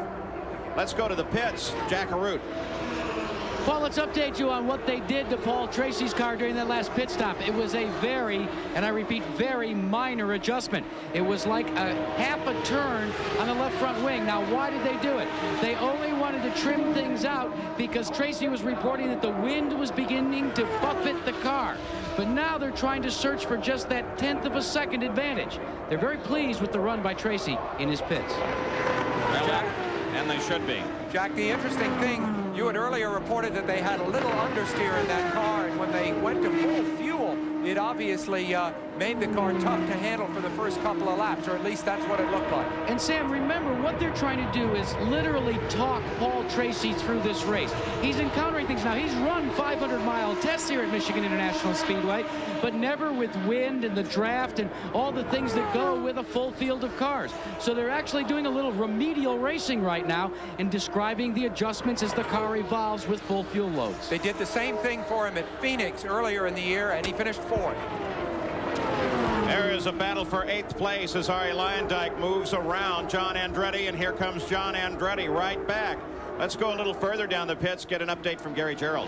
Well, it's really been tough for John Andretti, Paul. He came in the same time that Andretti, that Mario, and the other leaders were coming in. He had been running in the top 5, but he came in simply too hot. He hit the brakes once, knew he couldn't make it in, had to continue down pit road. That error has shuttled him back now into a battle for 8th place with Arie Luyendyk. A costly move. Now he's got to try to regain all of that lost ground. Costly move, but terrific battle. John Andretti is at the front of it at the moment. You know, it's awfully hard for these drivers. Well, they've been out there running 230 miles an hour. Come into the pit sometimes and be able to slow down to a 0. It's really easy to overshoot the pit. And there is Arie Luyendyk moving down inside John Andretti, continuing battle for 8th place. And John Andretti once again coming right back. They just seesaw the two positions. Both drivers having entirely different lines, giving one an advantage at one place, another in a different place. Arie Luyendyk, of course, down on the inside in the red car, won Indianapolis 2 years ago. Everyone along pit lane has high regard for this man personally and professionally. The dice have not rolled his way in terms of getting a ride. We certainly hope he will have a ride next year. And this, as I said earlier, may be his only chance to showcase his talent. John Andretti is assured of a ride for next year, however. Those are in that team, the Pennzoil team headed up by Jim Hall, just trying to figure out what they need to do to elevate that team from a 5th and 6th place runner to a winner. Well, they've changed some of their mechanics recently, Sam, and John's been running a little bit better. And I'm not knocking the old mechanics, but by the same token, often or sometimes when you change people, things change because they work harder. Just in the chemistry of it. Not necessarily you get a better man, you just get a better fit into the organization with a different man. Absolutely. Well, if the Penske cars are to have a hope at this track, it's certainly in Paul Tracy. Emerson Fittipaldi running now in 14th place. Came in, they had to change a shock in the rear suspension of the car, so he is well behind the lead. And Mario Andretti slows it down. Running in 3rd place, Mario Andretti slows it down, and now only Arie Luyendyk is the hope for the Ford engine contingent. As Mario Andretti pulls it off the race course, his day is obviously over.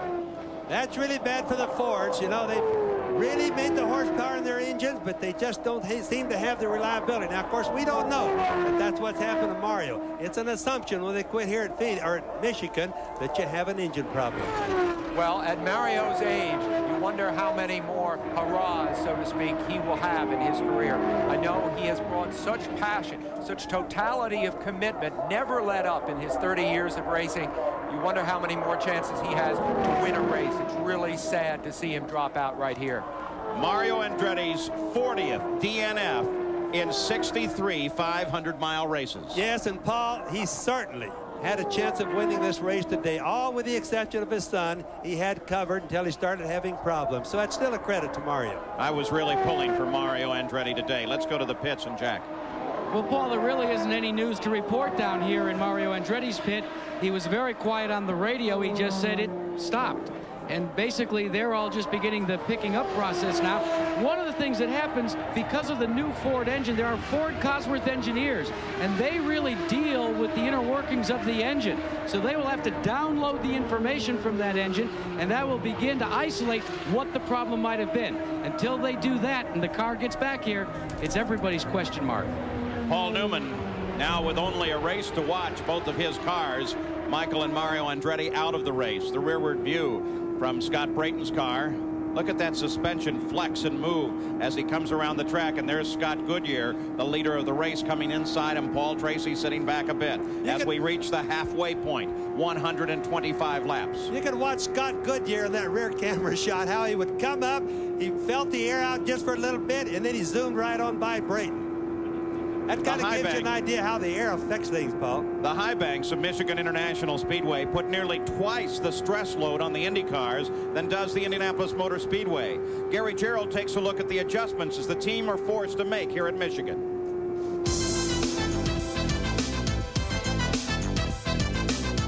The biggest concern of every driver and every team here at Michigan is the fear of a mechanical failure because of the stress loads that these cars experience at speeds of 220 miles per hour on the 18-degree banking. Compounding that fear are the very tough Michigan winters that have left the racing surface very bumpy in several areas. Now, in addressing those concerns, as the crews prepare the car, they concentrate on several critical areas. One of them is the suspension. On every corner of the car, all of the suspension pieces are brand new. Wishbones, upper and lower. The push rods, the toe link pieces. Now, at the rear of the car, another critical area would relate to the half shaft and the CV joints. Here's a half shaft. On each end of the shaft is a CV joint. You can see how it flexes and moves as the car goes over the bumps.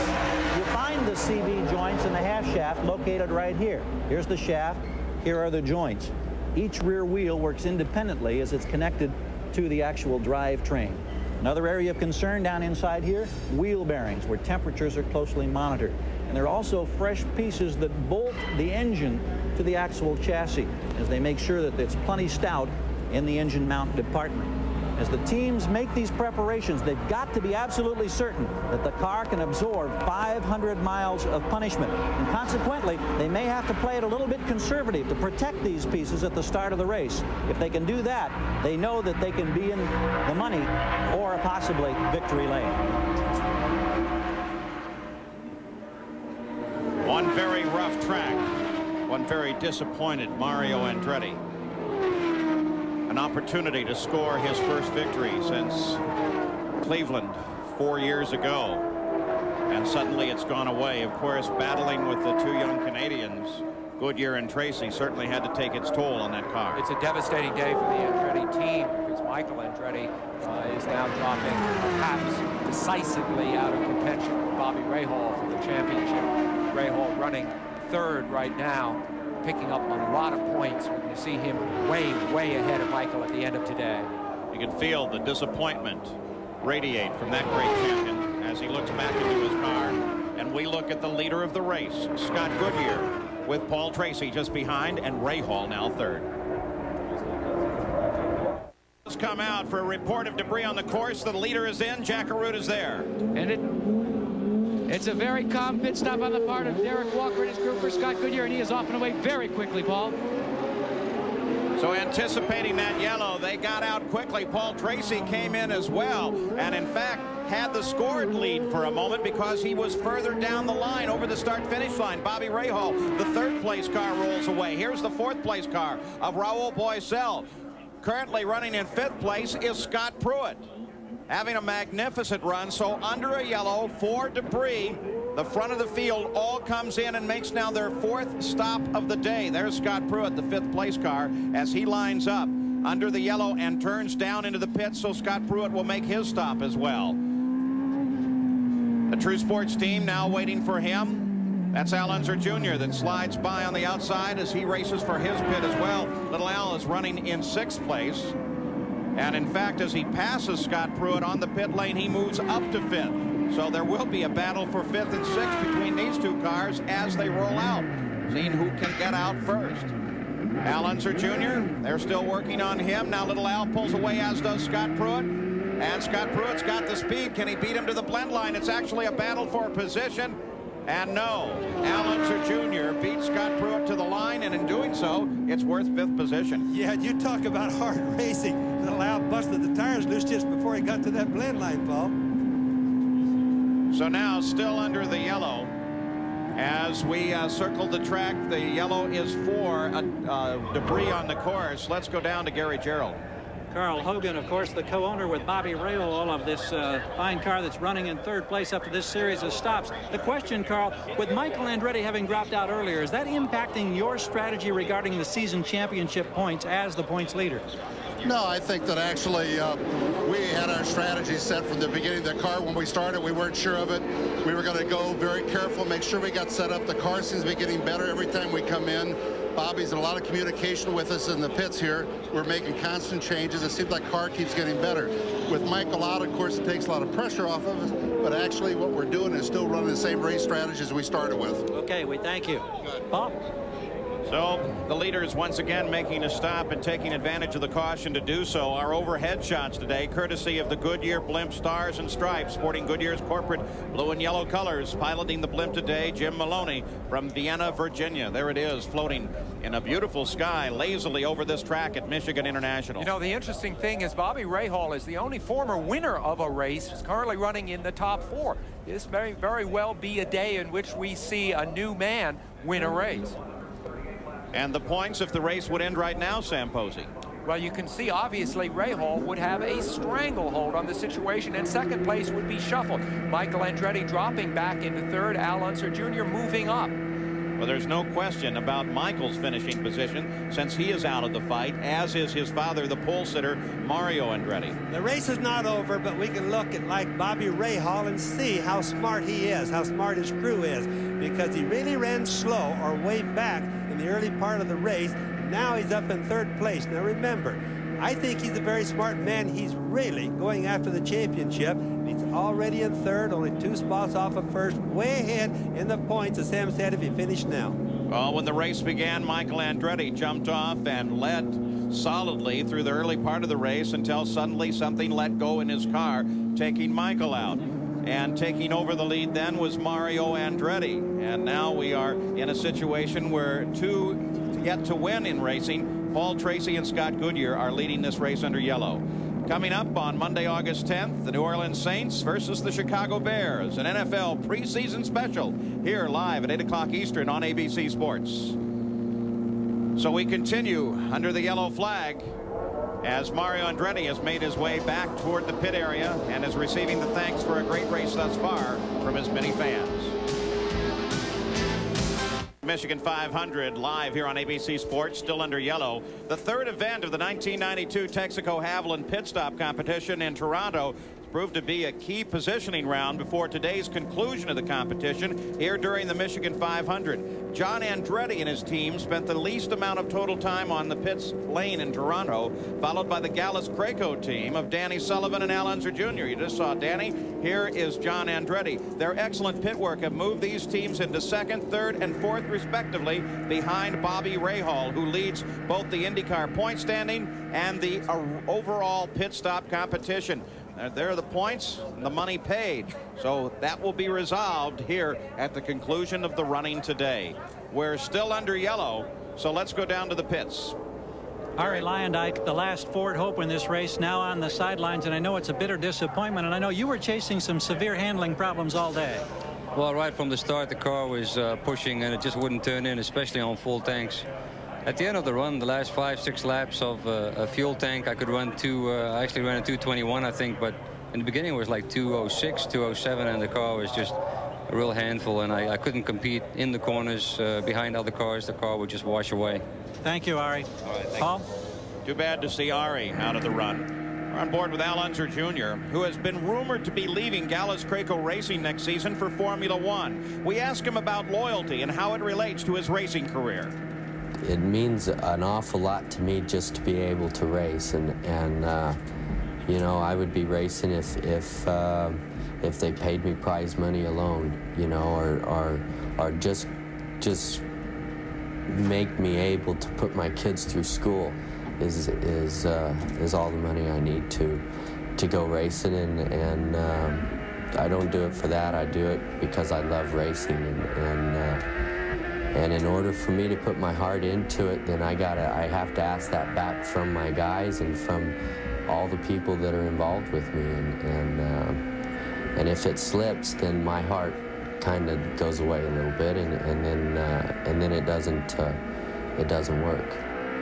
But Little Al does have a test session with Bennington coming up in September. Both Michael and Little Al rumored to be going to Formula One next year, but as we've seen with Paul Tracy and Scott Goodyear here, we have new names. There's Scott Goodyear, the leader of the race, who can easily replace those stars should they leave. Isn't it ironic that even in a year in which you win the Indianapolis 500, your fortunes can come unraveled? It happened for Arie Luyendyk, too, a couple of years ago. So ready now to come back to green once again as we complete this yellow session. The pace car is off. Scott Goodyear, the leader of the race. Take a look at Rahal, battle for second place. Rahal moves high on the track, and Rahal is on the roll now as he gets alongside Paul Tracy and gets past, and Bobby Rahal moves into second. Tracy got hung up just a little bit at the restart. He was too close to the car in front of him, couldn't get a run at it. Rahal got a little run at him. Now watch Tracy try to come back on him here, Paul. Paul Tracy makes the charge, drag race down the backside, as here they come, and Paul Tracy moves back into second. So Rahal and Tracy have a great battle going, which should work to the advantage of Scott Goodyear. You can just bet you that Rahal is still not moved by this. He doesn't care whether Tracy's ahead or not. He just wants to keep and try to win, keep the car together and try to win the 500-miler, because that's where the points are. Maybe it's just the paint job of the car, but Paul Tracy's starting to remind me of a young Rick Mears. There's Al Unser Jr. Just ahead of him is that battle for second place between Rahal and Paul Tracy. Take a look at this Chevrolet-provided telemetry. Boy, is it great. Look at the lateral G's. Sometimes in these corners, for a few seconds, you will see as much as 4 G's lateral. Telemetry may not show that because of the interval in the data stream. There is Bobby Rahal just to the outside. Little Al moved down right on top of Rahal for a moment. Great telemetry feed out of these cars. And there is Rahal. Little Al just behind him. Paul Tracy solidly back in second place once again, but solidly in first place is Scott Goodyear. And of course, every one of these cars now contending the lead, running a Chevrolet engine. In the battle between Ford and Chevrolet that Bobby mentioned before the race, Chevrolet has staved off Ford in a very big way today. These are, in fact, all the Chevrolet A engines, all built by Franz Weiss down in Texas, all by the same guy. Theoretically, they're all equal engines, and the best I can tell, they really are. Al Unser Jr. is running in 5th place, 1 lap behind the lead. On the leader lap, Scott Goodyear, Paul Tracy, Bobby Rahal, and 4th place, Raul Boesel. We continue to ride with Little Al.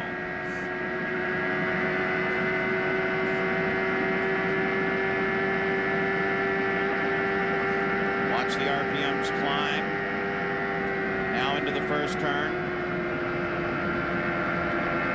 Bobby, we see 100% throttle, though we're seeing the speed and RPM change. Explain that. Well, I don't think that the telemetry is working exactly right on the throttle, Paul. I think you'd find out. I was going to mention that, but sometimes it's a little bit wrong. In the turns, he backs off for sure, but in the turn just previous to that, it was off too long. Like the 27% right now is definitely wrong. He runs through that 3 and 4 turn at least 80% all the time. 6th place, Scott Pruitt moves inside John Andretti, and Scott Pruitt looking for a grab of 6th place. John Andretti had it. Scott Pruitt has just taken it away. Now a look out the front of Scott Pruitt's car. What a great view. Yes, and just look at the high line that John Andretti had. He was right flat on the edge of the black. Everything outside of that is loose. Look at the black on the racetrack, the gray on the right. Everything in the gray is going to be very loose because that's all the marbles that the guys have thrown. That's where it is. First time we've seen this new nose cam from Broadcast Sports Technology. Look down on the front there. Those 2 little like teeth-shaped things. Those are what they use to change the setting of the front wing during a pit stop. Scott Pruitt's best finish this year has been 6th. He came within a whisker of getting the pole at Long Beach, but when you consider the combined talents of everyone on this team, you have to say the season thus far has been frustrating, and they certainly deserve better. And today, they are earning a better place on the track. Go back and we'll take a look at that pass that we were talking about just a moment ago. There it is. There's Scott Pruitt, John Andretti running high. And look how he overhauls him, forcing Andretti way up to the wall.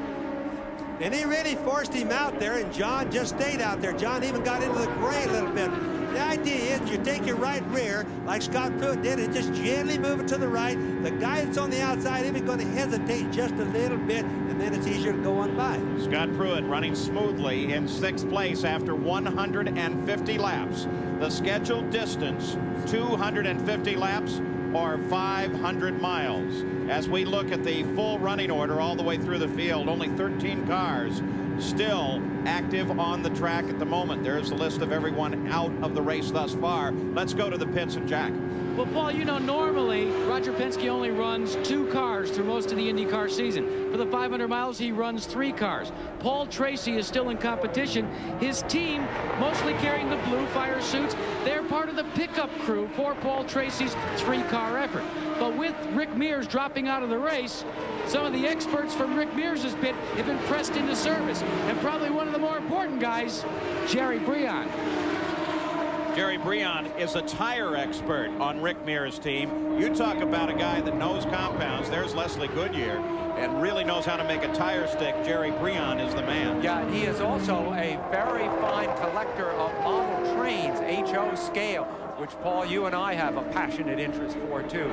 Oh, you bet. He's our guru, isn't he? Yeah. Yeah, and you know, he's also the chief fabricator. He makes all the headers for the cars. One of the most important part of the cars, the turbocharger part, the header makes that work. Briand makes every one of them. Watching Bobby Rahal, now 6 seconds behind the leader of the race in 3rd place. The leader remains to be Scott Goodyear. Paul Tracy is 2nd. We'll be back after this message and a word from our ABC stations. Back at Roger Penske's Michigan International Speedway, watching 4th place, Raul Boesel in the number 11 car, the car normally assigned to Hiro Matsushita, who had that terrible accident at the Indianapolis Motor Speedway in practice. And Boesel has been driving this car since then. Matsushita gave it a try at Toronto, but his leg's still far too painful with a broken femur to be able to run the car, especially on a rough circuit like here at Michigan. After 153 laps, here's the race summary. Scott Goodyear, the leader of the race, having at that time led 57 of the 153 laps, though the average speed is well below the track record here, 189.7 miles an hour. But let's not forget, 189.7 miles an hour is the fastest 500-mile race run ever. It certainly is, and that was by Little Al, Paul, and that was a race where they didn't have very many yellows, and he baked that thing hard all day long. Fastest race we've ever seen for sure. At the front of the field, it remains Scott Goodyear, Paul Tracy, and then 3rd place is Bobby Rahal. None of those cars in contest. As a matter of fact, at the moment, none of the cars in the field in contest. Boesel was really happy. Not that Hiro got hurt, but he was able to get a ride from Matsushita. That's one of Dick Simon's cars, and the team is really gin and good, going fast this year. In fact, Dick Simon had promised that after Indianapolis, Raul was going to have a full-time ride to the end of the season. This just helped a little bit more. Speaking of people who've been hurt, Nelson Piquet, about 2 weeks ago, made a trip to Tokyo. Remember, he was so badly hurt at Indianapolis. He took 2 first-class seats. There's Tony Bettenhausen leaving the pits. And was able to make a short business trip. It was great, he said, to get out and away from Indianapolis for a while where he'd been recuperating. Tony Bettenhausen, who runs in 11th place, has been an off-and-on driver this year. Well, along with Bobby Rahal, he is the only owner driver in racing today, but you sense that unlike Rahal, Tony is shifting to be more an owner than a driver, driving only the ovals and hiring Stefan Johansson for the road courses. Tony is 40, he has 2 daughters, is said to have very little interest in continuing to drive into his 50s as Mario and AJ have. And Stefan Johansson, who has been driving this car from time to time, as you said, Sam, tested the car for True Sports last week at the Mid-Ohio Sports Car Course. So there is a chance there perhaps for Johansson with 2 different rides. Yeah, and Tony's a good owner. He's a good organizer. He's a good promoter. He's really good at that, and so he could get a lot of good drivers to drive that car. And boy, he's got some of that Bettenhausen blood in him, doesn't he? I mean, a man that truly loves racing in all its facets. It's interesting to watch the different grooves that the guy takes. And we watch Tony going around. You watch, he's totally up high. Watch Scott Goodyear, he's down at the bottom. So there's different there. What's Goodyear like right there? Like you said. I didn't intend for that to happen, but nonetheless, I was pointing out the different grooves. I'm afraid we also saw a speed differential. You saw Scott Goodyear, whoa, as he really moved past there. And this is Scott Pruitt, a battle for 6th place. And behind him is John Andretti as he closes in, trying to catch Scott Pruitt. The only true battle on the course at the moment. Scott Goodyear running solidly in the lead. Emerson Fittipaldi now out of the race, and Gary Gerould is with him. Indeed, Paul, it's been a struggle for Emerson Fittipaldi. It started with a bad CV joint, and it never got any better today, Emerson. Well, the car was running really strong beginning of the race. I was diced with Scott Goodyear, and then when I came in, they found there was a CV joint leaking. And I went out again. I was already 3 laps down, and then I nearly lost into turn 3, and we had a rear damper off. And now the handle is very tricky. We don't know what's wrong in the car. We decide to stop. Emerson, a lot of speculation about your future for next season. Any comment? Will you be racing with Roger Penske in '93? Well, everything looking very good for next season. Thank you, Emo. Paul? Great way to not answer a question. Yes. Now, Paul Tracy is the whole hope for the Penske organization. You know, Emerson's CV joint, that's really the U joint, the CV joint on the rear axle. And what happens when he says it leaks is it's got a rubber boot around it. The rubber gets torn and melted off, and the grease leaks out. That's very dangerous, Paul. Let's keep an eye now on the 3rd place car of Bobby Rahal. The officials, one of the track observers, reported they thought they saw a spray at the back of this car, which, by the way, is Lola Chassis 007. So Rahal, who was given to name his cars, obviously this one is 007. He's running awful low and slow. Whatever it is, it probably has finally affected the car as Bobby Rahal is on the pit road out of 3rd place. Gary Gerould awaits his arrival. After a quick run from Emerson Fittipaldi, here's Rahal, and we'll wait. They keep the engine running. They look at the back of the car. There's an official there checking to see if there's any kind of spray or not. Crew is cleaning the radiators. Water bottle back out, off the jacks. 12.6 seconds, and he's back on course. So the IndyCar officials would have had a good look at that car while it was in the pits and be able to look at it for any moisture, which might indicate a spray problem. You saw a puff of smoke there as he went up a gear, but that's fairly normal to the cars. Well, what would happen there is then their decision would be to come on in. They're just about ready for pit stop anyway. Come in, let the guys look at it so he doesn't get black flagged, and then go back out. Hopefully it didn't have a leak, and that's what they wanted to show the officials. Unfortunately, that's what it did in terms of his scoring position. Dropped him from 3rd down to 4th and put him a lap behind the leaders. Let's go to Gary. Well, here's the culprit from Bobby Rahal. This is what came out of one of the radiators. And when you seal off that important flow of air, temperatures go up. It was an overheating problem that was causing that touch of spray. Now they hope there's been no damage and the temperatures go back down. Right there is why you see at so many racetracks a sign that says control your debris, because it can be about $100,000 problem if that gets into your radiator. Al Unser Jr. now closing on the back of Bobby Rahal. Little Al runs in 5th place. This is a fight for 4th. Rahal is currently there, but Little Al can smell the possibility of a pass.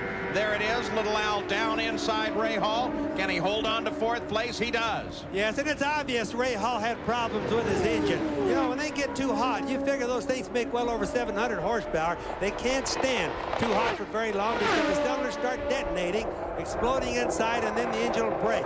So Rahal has definitely lost a little bit of engine right now. And there is Raul Boesel, who was his nemesis earlier, in 3rd place as he comes around him. Of course, with Bobby Rahal being back a lap, that's not a contest for position. Boesel now runs in 3rd. Again, the top of the order. Scott Goodyear leads it. Paul Tracy is in 2nd. Royal Boesel sits in 3rd place, and he is 8 seconds behind the leader of the race. So the front of the field still close together, but not in contest. Rahal got a pit stop out of the way right there, so even though he slid back a little bit, Paul, it may not be too bad. The main problem is, again, if he has engine problems. Look at little Al's right hand. You can see how much the steering feedback gets in the turns. Look more importantly at his helmet to see how much bouncing he's doing in the cockpit. That shows you what the drivers have complained about here on how very rough this circuit is. So Al Unser Jr. running in 4th place as we look down on the giant crowd here at Michigan International. We'll be back. Back at the Michigan 500, under green, the leaders have begun to make pit stops. Here is Paul Tracy in the pits. Raul Boesel has been in as well, as has Scott Goodyear. And look at Paul Tracy light the tires on number 7 as he roars out of the pits and back into the competition under the green flag. Here is Scott Goodyear, who is running behind the leader of the race. Can he beat Tracy to the end of the pits and pick up the top position? Scott Goodyear moves into 2nd place. But Paul Tracy is already rolling back at speed, and Paul Tracy should assume the lead of this race. Goodyear has made the stop. I think Paul Tracy is now the Don Garlits of pit stop exit. Boy, does he burn those tires up. I think he can take a little bit easier on his clutch and transmission this late in the race, especially when he's leading it. But that's part of the learning he's going to have to go through. Well, that does bring up a question. Emerson Fittipaldi went out of this fight with a problem with his CV joint, his constant velocity joint, a modern version of a universal. That's something that is really pressured when you roll out of the pits hard like that. Paul, it just literally kills him. Really hard on him. Of course, if you get the tires broke loose hard enough, it doesn't make a lot of difference. He did eventually do that. Are there problems for Scott Goodyear? Perhaps Gary Gerould can tell us. Paul, the first glitch in the armor of Scott Goodyear today on the pit stop while we were in the break. He overshot the mark by about 18 inches to 2 feet. They had to push him back because, remember, these fuel hoses are only about 9 to 10 feet long. Consequently, it was a 19.5-second stop. That's about 6 seconds longer than normal, and it translates to a lot of yards on the racetrack. Well, it made the difference between 1st and 2nd place because Scott Goodyear is in 2nd now, 4.5 seconds back. Gary, it's still incredible, isn't it, that they slow from 225 miles an hour to a specific exact point. To overshoot by just 18 inches seems an absurdly small margin of error. We become so accustomed to seeing them hit those marks routinely that when they do have to lock it up and slide those few inches past, it's an agonizing moment for everybody in the pit. But people still have to remember, 225, 230 mile an hour. This was just a few laps ago while we were in break as Paul Tracy, his car working very well on a light fuel load, was able to maneuver up and get past Scott Goodyear and take the lead. Of course, they were using Scott Brayton's position to aid in that pass just a little bit. But it's obvious that on light fuel loads, Tracy is in very good shape. Scott Goodyear tried to come back hard. They both know that they were racing within a very few laps of a pit stop, but still, neither one wanted to give up. No, that's the time you'd really like to get a little advantage on the other guy so you can have that little buffer for the pit stops. For example, Scott Goodyear crew made a little mistake, or he made the mistake, and they suffered from it, so he's behind a little bit now. So as a result of that pass and then the pit stops, Paul Tracy got into the lead. Scott Goodyear fell to 2nd, Raul Boesel 3rd, Bobby Rahal 4th. And into the pits was Scott Goodyear. Now you can see they just couldn't quite get that fuel hose in of Scott Goodyear. There's Bobby Rahal in. We're back live. Bobby Rahal, 4th place, into the pits with a cooling off jack. Well, Paul, you talked about, Gary Gerould did, about the debris that was in the radiator and the problem and the concern that it might cook the engine. That's exactly what has happened. It's all over for Bobby Rahal today, and that is not as costly as it could have been in the chase for the championship because his major competition has gone out already. Gets the well wishes of his wife, and it's over. You know, Jack, the interesting thing is, although he was unable to extend his lead in terms of points, there are now fewer races left in the season. Just 6 left now between here and the season closer in Monterey. So, in fact, tactically, he's improved his position even without scoring points. You can bet. Michael Andretti was one happy little boy, or one happy person right now when he saw Rahal drop out like that. Well, Bobby Rahal does have a consolation in climbing out of the car as we continue to watch the circulating Paul Tracy in the lead of the race. Bobby Rahal has won the Texaco Haviland Pit Stop Contest far and away. Great set of stops throughout the year, and so for his team, Bobby Rahal is to be congratulated. The summary for Paul Tracy: started 6th, now up to 1st, has led 19 of the 183 laps complete. And Paul Tracy is running down low on the course and slowing as Scott Goodyear comes past. Paul Tracy is on the pit road. Paul Tracy heads for the pits, and Scott Goodyear reassumes the lead. You know, that's Danny Sullivan, Paul. What happens is both cars are blue and white. All of us thought it was Paul Tracy, but it's really Danny Sullivan coming in for a normal pit stop. Well, could have fooled me. Scared the daylights out of me. Danny Sullivan in the pits. Paul Tracy still out in front. So Danny Sullivan well off the pace of the race, running in 10th place, makes a routine stop. You know, the interesting thing about Sullivan is he has won 4 of the 24 500-mile races that he has entered. He has the best batting average in all of racing for 500-mile races. He is not going to add one today, I don't think. You know, Sam, it's interesting how those 2 blue and white cars on the racetrack look identically the same. You can't see the difference until we see the onboard cameras to see them up close. There's Paul Tracy, still on the track and going fast. Now consider this possibility with 186 of the 250 laps now complete. Paul Tracy leads it. Scott Goodyear is second. Raul Boesel is third. None of those names have ever appeared in the top position at the conclusion of an IndyCar race, let alone a 500-miler. And look at these 2 Canadians and 1 guy from Brazil. You figure what is on Paul Tracy's 23-year-old shoulders right this minute. He is running at the Bosses racetrack. He is running exactly a year after his first race for Roger Penske, which he crashed last year here. And suddenly he is leading the race. Neither of his teammates, Mears or Fittipaldi, is in contention. They're both out. It's all resting on him, and he may very well get the job done. You know, and Sam, above that, he's really looked like a pro all day. He's looked like he's done a lot of 500 milers because we've been watching how he works the traffic, how he works the crew, how he's just generally been thinking on the track. And it's like a veteran. You see the interval, 1st to 2nd place, about 4.5 seconds, but a tremendous distance here.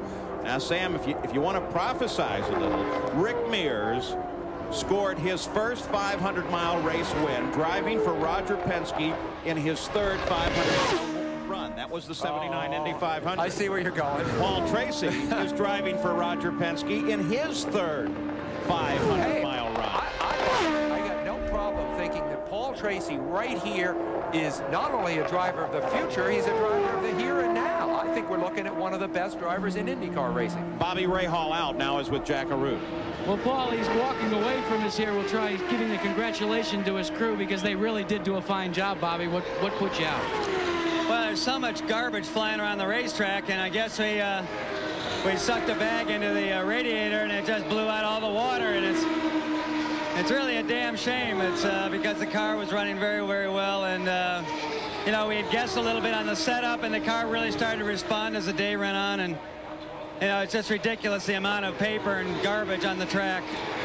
Well, one of the things you might want to share with your crew is they have just determined that your team has won the season-long Haviland Pit Crew Championship. Congratulations. They've done a super job, and this is our first DNF, and you can't even call this their fault or anybody's fault. It's just there's so much paper, but I'm real proud of them. They've done a super job all year. Paul? So in the points fight, Rahal out of the race, Michael Andretti out of the race. Al Unser Jr., who was 2nd in the points, currently is running in 4th place, but Paul Tracy is leading. We'll be back. Back at the Michigan 500 before a giant crowd, 196 laps now complete. Consider these names: Rick Mears, Emerson Fittipaldi, Mario and Michael Andretti, Bobby Rahal, all out of the run. And so there you see who we have left. Names like Paul Tracy, Scott Goodyear, Raul Boesel, 3 names who have never won an IndyCar race, running in the top 3 positions, followed by Al Unser Jr. and Scott Pruitt. In 6th place is John Andretti. Scott Brayton is 7th. In 8th place is Buddy Lazier. As we take a look from the nose of 5th place Scott Pruitt's car as he moves inside of Tony Bettenhausen. You know, you mentioned Buddy Lazier, Paul. There's a Buick engine, one of the Indianapolis Buicks that normally don't run the kart circuit, running with 5 less inches of manifold pressure. There's his car there. Going good today. Buddy Lazier, new team arrangement now that Leader Card Racing is out. Here is Hemmelgarn Racing, new sponsor, Viper Security Systems, and they expect to put a lot of money into this racing effort. So here may be a growing team of the future with Buddy Lazier and Ron Hemmelgarn. Let's go to the pits and Jack. Paul, another budding team that we may see some major changes is right here in the Penske team.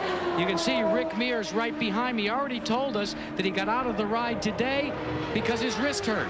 Now, he is going to meet with Dr. Terry Trammell on Tuesday. And listen to this. A decision will be made Tuesday as to whether or not Rick Mears will continue to drive for the rest of the year. There is a strong possibility that if Rick has to put his hand in a cast, Roger Penske may, and I repeat may, elect on Tuesday to name Paul Tracy as the regular driver for Rick Mears' car for the rest of the year.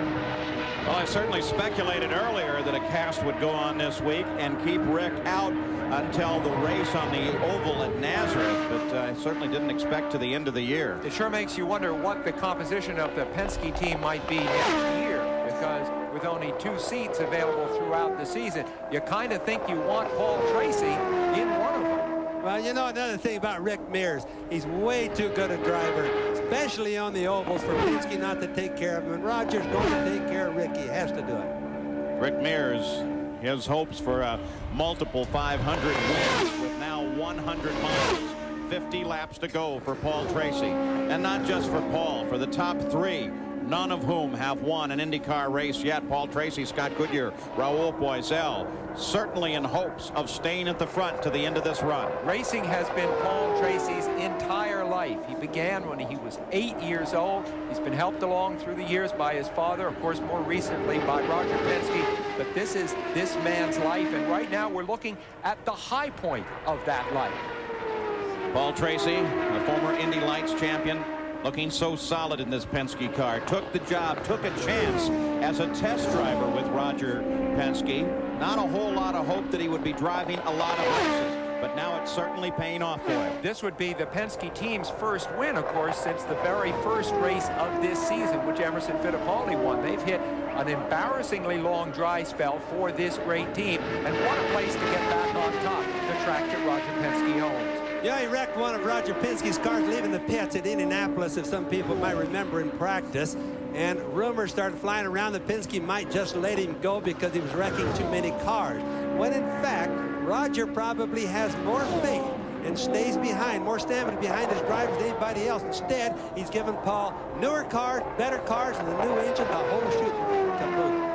So there we have out in front. It is Paul Tracy. You're on board now with Scott Pruitt in his aerodynamic vehicle. But recently he had an opportunity to ride in a very, very fast hydrodynamic vehicle, the nuclear submarine USS Birmingham. Open the outboard induction valve, place a low pressure blow on all main ballast tanks. Go past the 25. Bad battle station.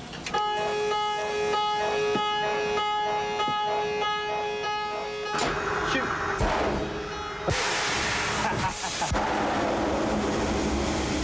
That's pretty impressive.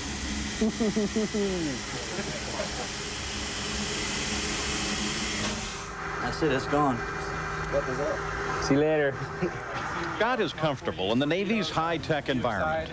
Running 400 feet beneath the Pacific Ocean, Scott took the wheel. I find out to 400 feet. I full dive, barrel waters, 20-degree down bubble.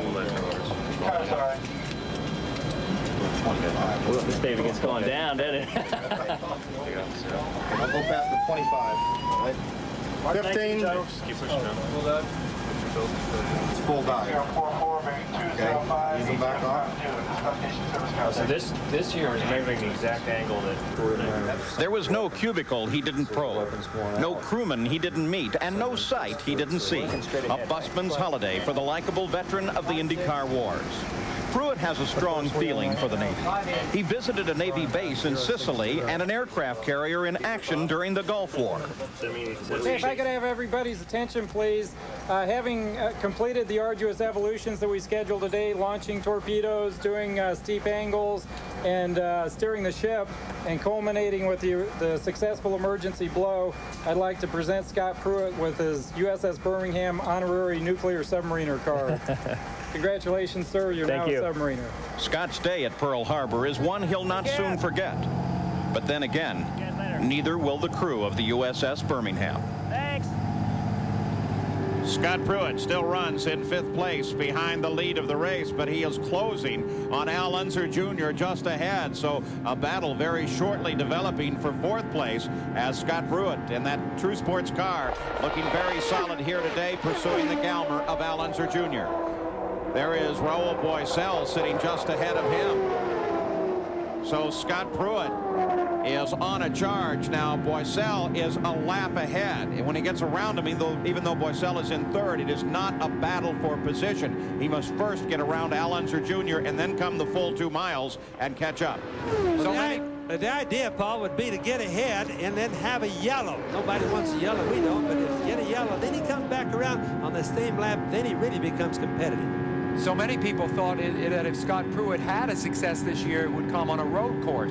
It's kind of surprising to see it come here on the oval, and very encouraging because this team has battled with problems on high-speed tracks. Today, they're doing very well. In 6th place behind Scott Pruitt is John Andretti, then Scott Brayton, then Buddy Lazier, then Danny Sullivan, then Tony Bentonhausen. We take a look at Al Unser Jr. and the race summary after 203 laps as we move to the closing laps of this race. Paul Tracy looking so very strong. Average speed coming up. Look at the strap on the right, our right-hand side, the left side of little Al's helmet. You can see how the drivers keep their heads up by pulling 2.5 G's in the corners. Without that strap, there isn't a driver here that can hold his head up. 189.7 miles an hour, the race record. And of course, they're now just about 2 miles an hour in average speed, a race from that. Look at him reach up and just readjust his visor. No, he's not adjusting the visor, Paul. He's pulling the helmet back down his head. What happened is the wind is going over there. It isn't all the rough track making it shake. It's the wind making his helmet shake, and it lifts it up. Just imagine an airplane wing. That's what the helmet is. It's trying to go in the air. More great Chevrolet telemetry, which gives us a great reference for how much over the 500 miles on this very long afternoon, Al Unser Jr. and the rest of the drivers have been bounced around. Boy, look at him go up and down in that seat. It is a violent ride out there. There's no question about it. As you see Scott Pruitt sweep by. To finish this race is kind of something mixed emotion because you get beaten up so bad. 211 laps complete. We move to the closing laps of this race, but Gary Gerould, I would suspect we're going to see some additional pit stops by everybody.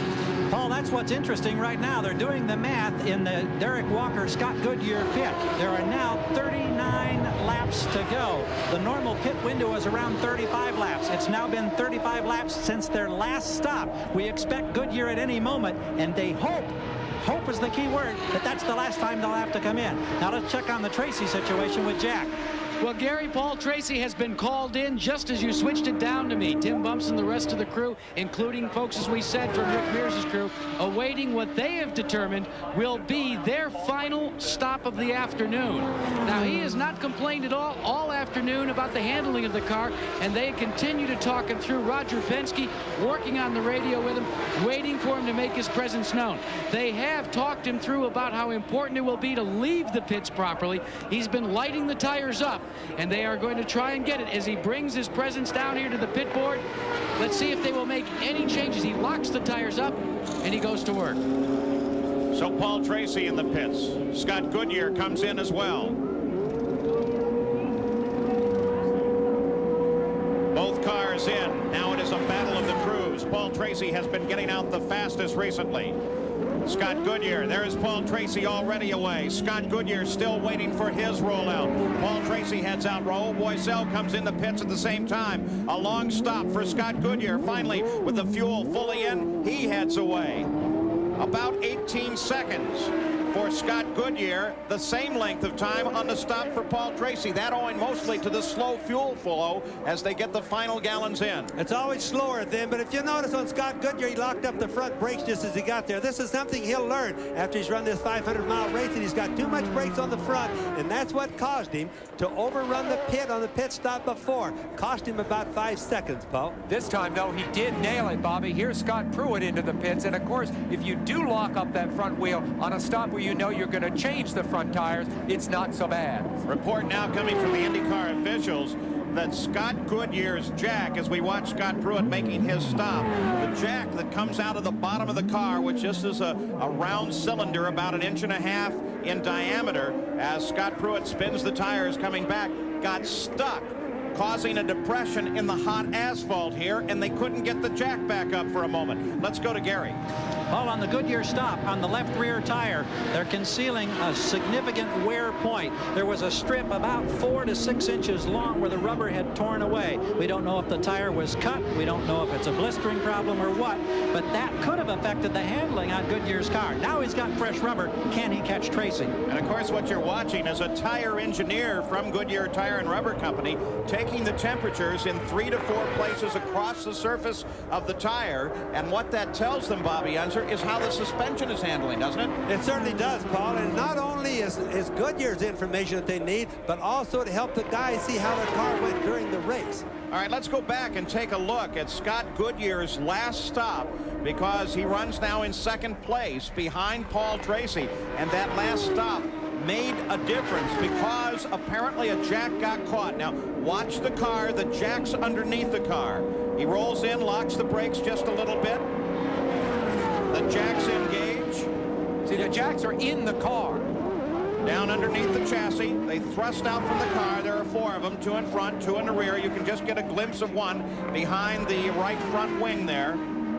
And well, it came down very slow, and it came down slow because one of them was stuck. In fact, the right front looks like it's still out a little bit. Well, what happened? He really didn't stick it into the pavement, Paul. It was bent just a little bit and wouldn't retract. The rear dropped down first, and then the front came down too slow.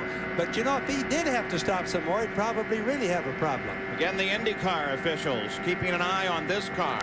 4th place, Al Unser Jr. They reported some smoke at the back of the car. Well, Paul, you said before the race, this is a race of attrition, and that is exactly what's happening now. We're very near the end of the race, within 50 miles of the end of the race, and cars are beginning to really show the strain of racing at this place. It happens every year. It's happening again now. Often the smoke that they see comes right after pit stops, and it really isn't smoke. What it is the cars are rubbing bottom, and they let out a little smoky puff underneath from the car rubbing. Just imagine a car rubbing at 230 miles an hour. Well, and they're rubbing because they've just taken on a full 40 gallons of fuel. That's about 280 pounds, so it's sitting down harder on the springs. And they start the cars right almost on the ground. If you look at these pictures, the cars go by, you'll see they're so close to the ground. Look at little Al's car there, almost touching right now. So when it gets down the turns, it rubs.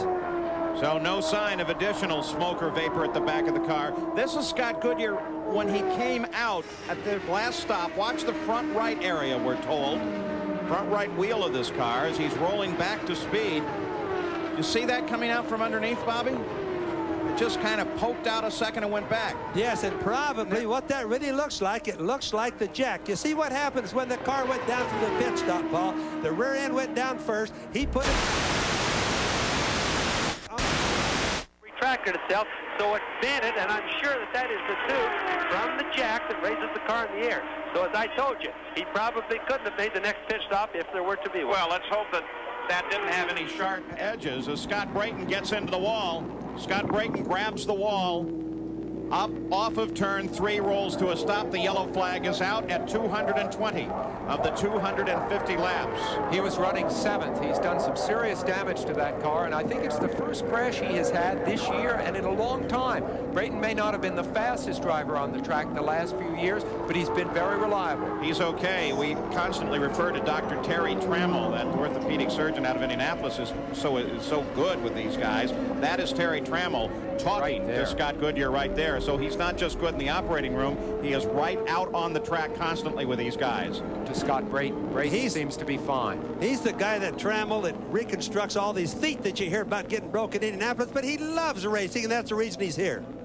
Well, let's hope that we don't see too much of that anymore. They're working on new rules. In fact, Mike Devin of the United States Auto Club Tech Committee was here yesterday, and they were talking about new rules. There's the accident right after he got into the wall. At least he got the back end of wall. around and slap the wall with the left side of the car. Yes, and if you look at the right rear tire, it's flat, Paul, and it's not bent up or anything. Look at the hole in the right rear tire. So what probably happened is he ran over some debris on the track, blew the right rear tire, and then got into the fence, obviously causing a lot of damage to the car. A lot of damage, a lot of oil on the track as a result of the coolers being collapsed. Now here's the onboard view of this situation. You ride now with Scott Brayton just seconds before his moment. We'll know what happened.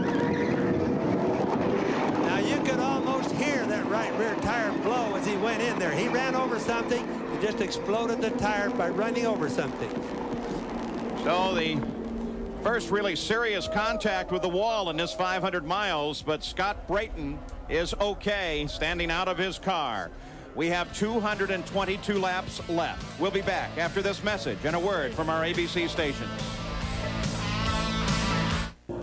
Back at the Michigan 500, the fifth caution period of the day. This time, perhaps the most serious, as Scott Brayton catches the wall coming off of turn 3 after he has a problem with the tires. Looks like he hit some debris on the track. They're now trying to get the car on the hook. Scott Brayton from nearby Coldwater, Michigan is okay. Now, Bobby, this was him right after he lost it and into the wall. Yes, and he did it right. Look at the straightaway back there, Paul. He's come a long ways. You can see the smoke way back down the road. He did it still going straight. Just as you start rolling in the turn, the right rear tire blew from running over something, and he has no control over the car whatsoever, and it's the worst place in the world to bust loose and hit the wall. Helpless passenger at that point in the game. Fortunately, it happened diagonally across the track from where his thousands of fans are sitting in turn 1 and 2. I'm glad it didn't happen right in front of him. So Paul Tracy and Scott Goodyear first and second. An update on Paul Tracy. Here's Jack.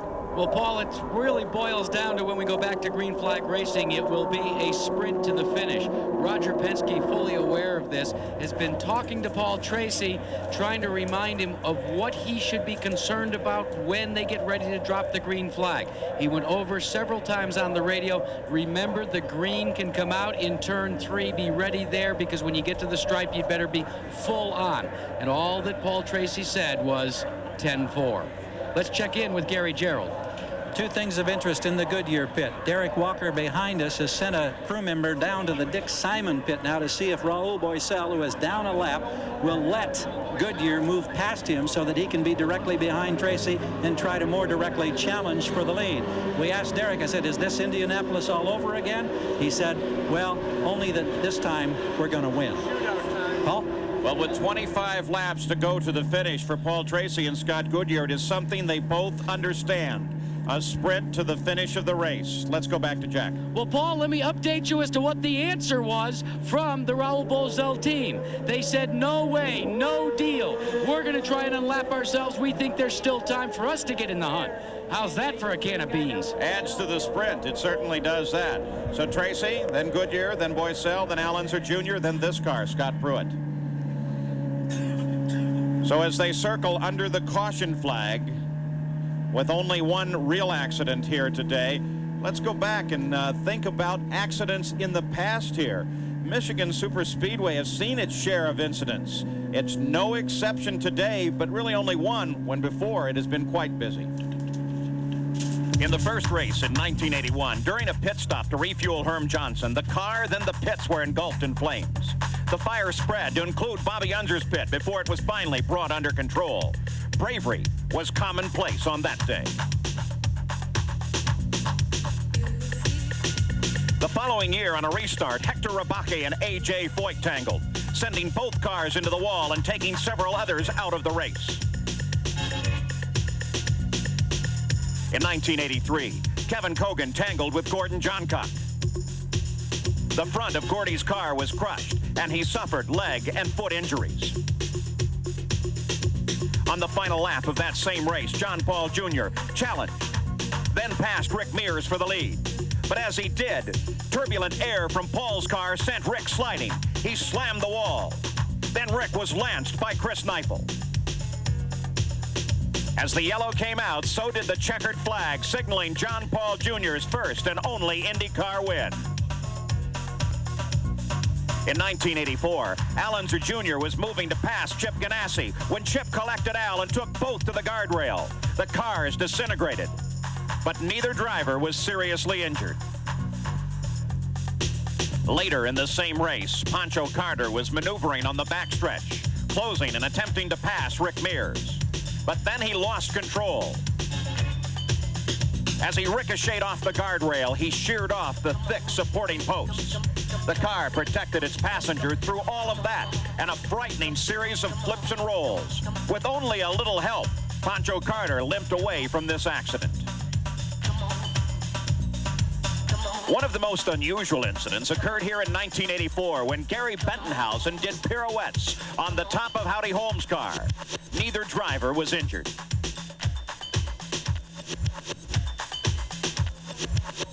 It was this accident that caused Mario Andretti to miss a race for the very first time in his career, as he suffered broken ribs and a shoulder blade. Danny Ongayas barrel rolled down the backstretch, destroying his car, but Ongayas walked away. Some of what we have seen in the past here, a much safer day. Look at the hole there in the right rear of Scott Brayton's car. He's okay. He's been checked over at the hospital, and they report he's in good shape. So now what we have is a sprint to the finish between Tracy and Goodyear. Still cleaning the track up after Scott Brayton's accident gives us a chance to look at something they're experimenting with. You might not think that auto racing and basketball have anything in common. Our Jackaroo shows us they do now, thanks to a recent development.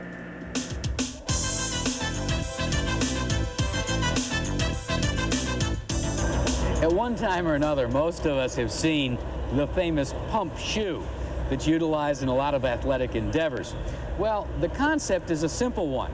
You add an air-filled bladder to each of the shoes to provide additional support to the foot area. Now, this concept has now been transferred over in a joint research project with the folks at Bell Helmet into helmet technology. What they've done is they've introduced the same type of air-filled bladder to the bottom area of the helmet. Once a driver puts this helmet on, he simply pumps it up for a snugger fit. Now, that's pretty important when you use a helmet in an open cockpit racing environment. Now, this is all very new. In fact, it's still being developed. And Al Unser Jr. is the driver who is working in the development process. Al, you saw it too earlier with his helmet being pushed back by the airstream. That may help immensely. So they continue to move under the caution here. Paul Tracy is the leader. Scott Goodyear right behind in second place. Raul Boesel a lap back in third. None of those men have ever won an IndyCar race. Then Al Unser Jr. and then John Andretti as we are waiting for the green flag to come out. We anticipate one more lap of caution. That's Tara. That's Paul Tracy's girlfriend. Yes. Boy, look at the smile. Smile and yet apprehension. She knows what is to come. So does Leslie Goodyear. A tremendous sprint to the finish of this race. Jackaroo?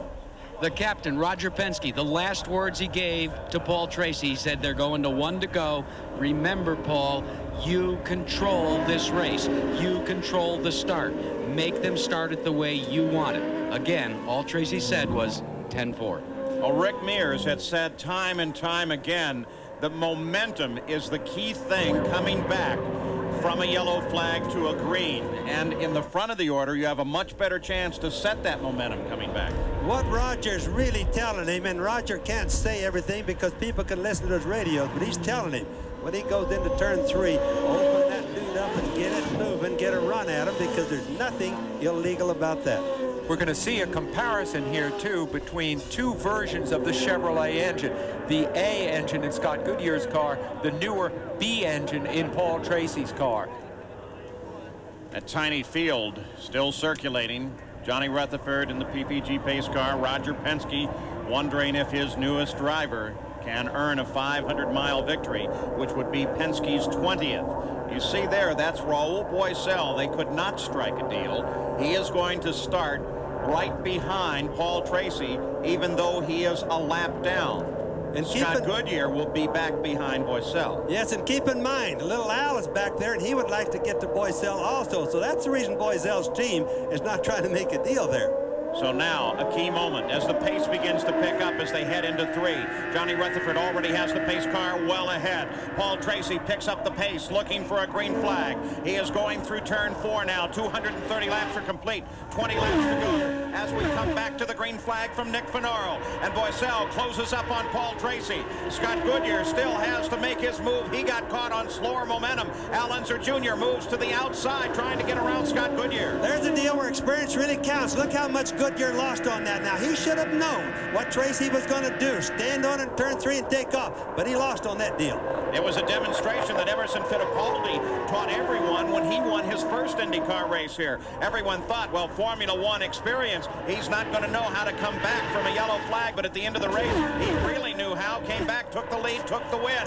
Goodyear is now closing on Raul Boiselle. Goodyear tries to find a position high. Boiselle is also closing on Paul Tracy. Now, Paul Tracy has a challenge from Scott Goodyear. Tracy down low. Scott Goodyear runs high. Boiselle no longer a factor, runs alone in 3rd place, and Scott Goodyear takes the lead. And he did it on the outside. He did it the hard way. And now it's Paul Tracy coming back again. He moves to the inside. Goodyear maintains that high groove. It works for Goodyear. Boy, you can tell how important it is for these two Canadians to go against each other. 232 laps are now complete. Scott Goodyear is out in front and beginning to pull away. And remember, we saw how full load of fuel works for Scott Goodyear. He's demonstrating that right now. Tracy doesn't work as well on a full load of fuel. The lead changed hands 4 times in a single lap and put Scott Goodyear in front. Now Paul Tracy in the 7 Mobil car is trying to catch up as best he can. But Scott Goodyear drove around Paul Tracy despite the fact that Tracy got the best restart. You just don't see guys that are just so new, that have never won a 500-miler, pass each other on the outside like Goodyear did to Paul Tracy. But when you say new, we're talking new to IndyCar racing, which means that you have been several times a champion in another form of the sport before you come to IndyCars. And now Scott Goodyear, number 15, runs in front, possibly looking at a win. Here is the pass once again. Boiselle down low. Goodyear up on the high side. And Scott Goodyear just working that high groove, and it worked to perfection. 2 cars in 1 turn, Paul. Both of them on the outside. It just isn't done very often. A magnificently prepared machine, prepared by Walker Motorsports, and it's looking solid now. I would have thought at this point that Paul Tracy would be tighter in contention, but he's 2 seconds back from Scott Goodyear. Well, I really believe if they had low fuel, if their fuel was almost out, Tracy would have been a heck of a lot more competitive. Looking back now to the fight between Little Al and Raul Boiselle. Boiselle in 3rd place, Little Al in 4th. It is a battle for position as well. And Boiselle, you can see moving in the high groove, is around Paul Tracy, and it looks like Al Unser Jr. is going to get around him as well. I wonder if there's something wrong on Tracy's car. There's obviously something wrong. Paul Tracy hasn't run this slow all day, and not saying that Little Al is running slow because he's running fast now, but he's always been faster. What could it be coming back from a yellow that might slow Paul Tracy down? Well, it could be that he's just maybe hurt the engine a little bit on the shifting, Paul. Who knows on that? Paul Tracy continues his battle with 4th place Al Unser Jr. Even though Paul currently runs in 2nd place, Jr. a lap behind. Scott Goodyear has now pulled out nearly 3 seconds ahead of Paul Tracy. 237 laps are complete. During the yellow flags, they sometimes adjust the engines to a leaner setting to save fuel. If you don't turn it back up in time for the restart, you can have problems. I doubt that's it, but it is perplexing because he seems to be down on power rather than handling. When he was in the lead, he was running laps at a terrific rate. Now Paul Tracy appears to have slowed just a bit, and Scott Goodyear is looking strong. What about Paul Tracy, Jackaroo? Well, Paul, they're all mum in Roger Penske's pit, but he has radioed to Paul Tracy, drop it into 6th gear. That, to me, would be an indication that their telemetry is telling them some problems with the engine. Yes, that's their cruise gear. Obviously, he was going for the racing gear, Jack, and he's dropped it in the cruise gear now because they saw that it's a lost cause at the moment, at least. Talk about a changing of the guard. New faces coming to the front in IndyCar racing. Paul Tracy, Scott Goodyear giving us a terrific race.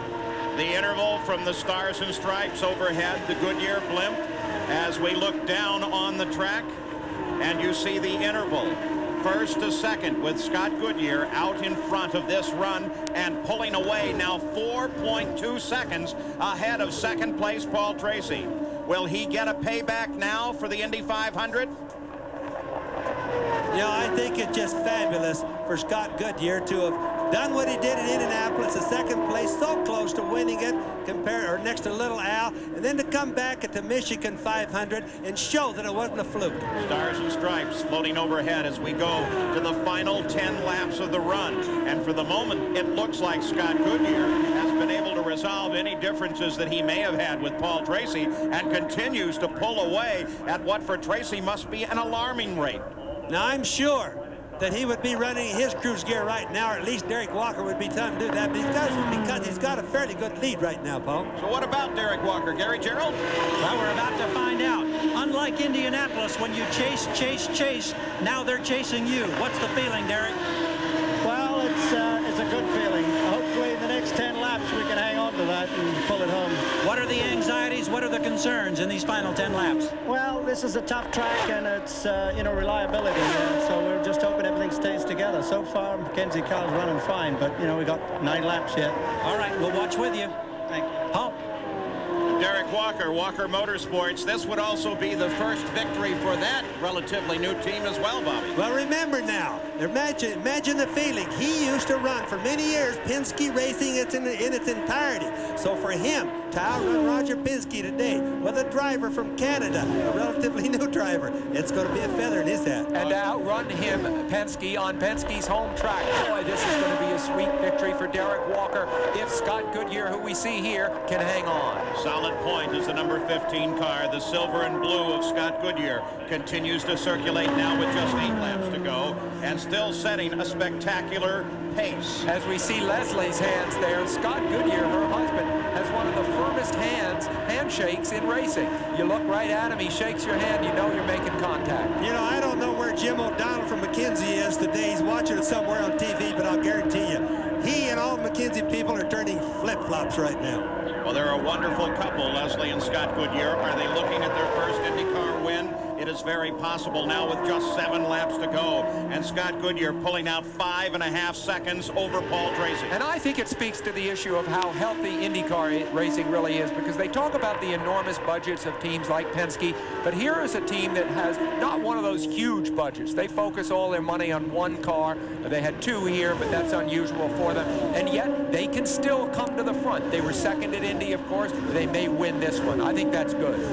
Past Tony Bettenhausen flies the leader. You can see no one in contest at a moment. There's Al Unser Jr. 4th place.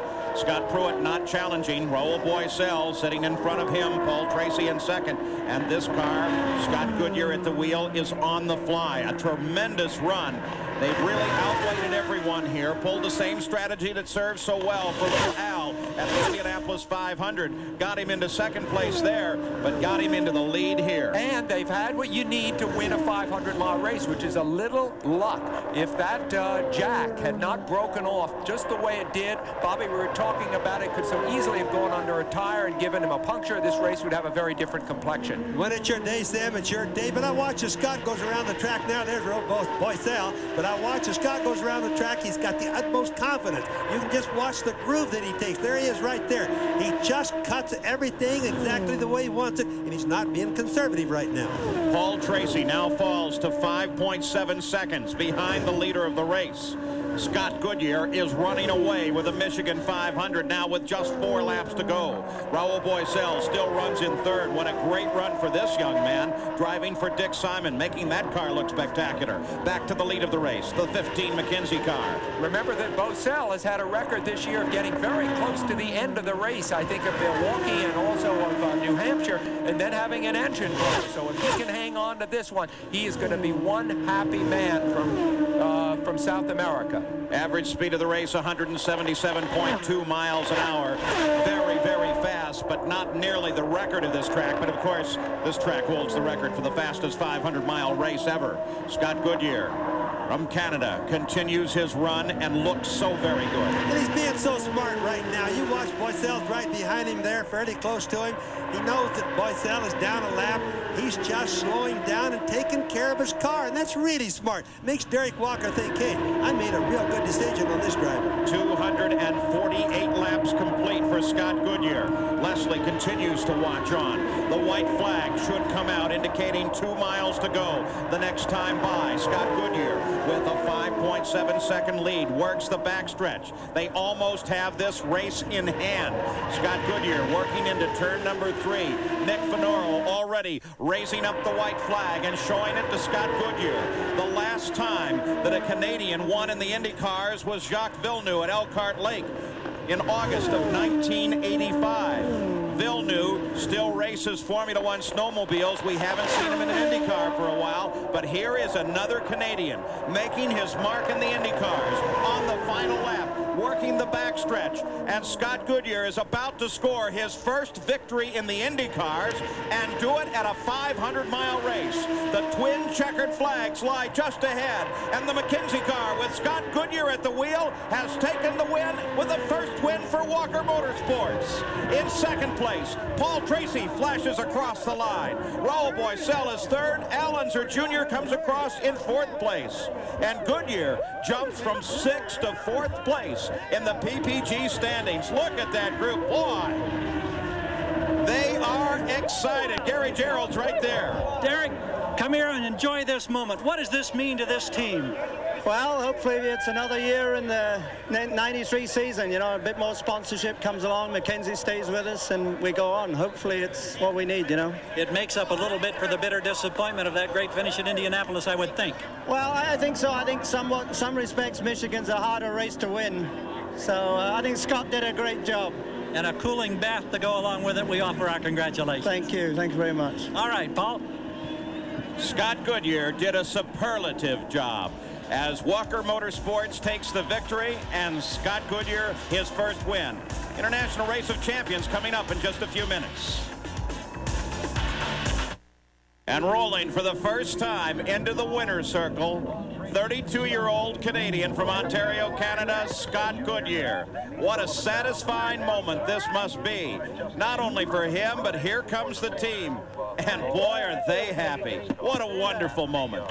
The first IndyCar victory, the first 500-mile race victory for a young driver. The green stretch of grass here at Michigan International Speedway. We saw a foot race. Okay, we do all those hats later, okay? Down the pits at the Penske pit, Paul Tracy. As he's climbed out of his car, his chance gone. He finished in second place, but still, he looked so very good. And we see where the new names of this sport are to come from. Now let's go to Jack Arute. Now, Paul Tracy and Scott Goodyear put on one whale of a battle. There's Leslie. Boy, look how happy he is. The final results, unofficial, of course, for the moment. Scott Goodyear wins it. Paul Tracy finishes in second. Raul Boycel third. Al Unser Jr. fourth. And Scott Pruitt with a nice finish in fifth place. There's the rest of the results. And let's go down to Gary Gerold. Well, Paul Tracy is signing a cap as we await that victor's interview. Paul, what is the feeling like, because you're so close to winning for the first time in this 500-mile race, but then there's a satisfaction that goes with a second-place finish? You know, I think I'm really happy to get the Mobil 1 Maxwell House Marlboro car just to the finish, just to get through my first 500-mile. And, you know, I kind of played the hare for a while, which I shouldn't have. We could have cooled down and saved the car for the end, but you know, all in all, I'm happy with the way the car ran and the way the crew performed in the pits. Well, we congratulate you. I know there's disappointment because you're not over there in victory lane, but a fine job. Yeah, you know, the crew gave me a great car, and I just want to thank Roger Penske for giving me the opportunity to come back here. Okay, thanks, Paul. Let's go to victory lane and Jack Arute. Well, first of all, second place at the Indianapolis Motor Speedway. You were literally in tears after that. Hey, your first 500-mile race. Scott Goodyear, congratulations. A heck of a run. I'll tell you, it's odd that we win our first IndyCar event on an oval because we only started ovals 3 years ago, but I'll tell you, it feels great. And when we had that last yellow flag, we had to run to our fuel numbers, and we couldn't really catch up. We just sort of sitting there and watching, and then we got that yellow. I knew our fuel was all right, and when Derek said go ahead and run higher RPMs and 100% fuel, I knew we were going racing. And when the green came out just before there in those pace laps, when they're cleaning up Brayton's car, all I could think about was sitting second at Indy, and I thought, this is not happening again. How about when you made the pass? I mean, take us through what that was. Well, the only thing is I knew the car could really go up in the top or down below, and tires were probably a little bit cold because we came off the yellow, but thought I'm going to go around the outside and stick it there. And I think we didn't, you know, I think the other style Chevrolet motors have a little bit more down the straight, which they showed because Paul was able to come up underneath me and get going down into 3, and thought there's no way. It's just the last few laps or last 8 laps or whatever it was flat out, and that's the way we ran at Indy, and that's the way we were going to run here. Big change from Indianapolis, though, Paul. This time he's in victory lane. And Scott Goodyear's first IndyCar win comes in his 52nd start. The points battle, well, it tightens a little bit with Bobby Rahal falling out early. We'll be back with more from Michigan. Look at the final results. Chevy engines ran 1st through 6th in this field. 7th place, Buddy Lazier, that's a Buick engine. We look down through the rest of the field now. Of all 24, Bobby Rahal with an 11th place finish. Rick Mears, a disappointing 16th. Eddie Cheever, so many hopes today, finishes in 20th. There's the rest of the field. Let's go to Gary Gerould, who is now with Al Unser Jr. Al sits here on the wall. Al, I know that when you got out of the car, you went directly to Paul Tracy and had some pointed words. Why were you unhappy? Well, I just wanted to tell Paul that he can't move over on anybody down the straightaways at any of the ovals or anything like that. And he moved over on Scott, tried to block him, and then tried to block Bosell, and then tried to block me. And I just wanted to tell him that just try to teach him and make him learn that you can't do that running 200 on these ovals, because you'll end up hurting somebody very badly. So. Is it a closed issue now? It is a closed issue, yeah. I talked with Roger, and you know, I think Paul understands now. Okay. So. Thank you, Junior. On a 4th place finish, we congratulate you, the Indy champion. Let's get back to Jack. Well, Gary, I'm with the 3rd place finisher, Raul Bosell. You can continue to get better and better, but a little bit of a disappointment this time because you had to make an extra pit stop. Yeah, we did an extra pit stop with, I think, which really didn't need. I think it was a misunderstanding between our dashboard and the computer on the pits, and so probably that cost a better place for us. It's probably why he didn't want to get out of the way either, because he felt he could get back in the hunt. Paul? Raul Bosell finishes in 3rd, 7 pit stops when everyone else took 6. So the race has been run, and a great race it was, with a new champion and a new 500 champion, Scott Goodyear. Don't forget, IROC is coming up.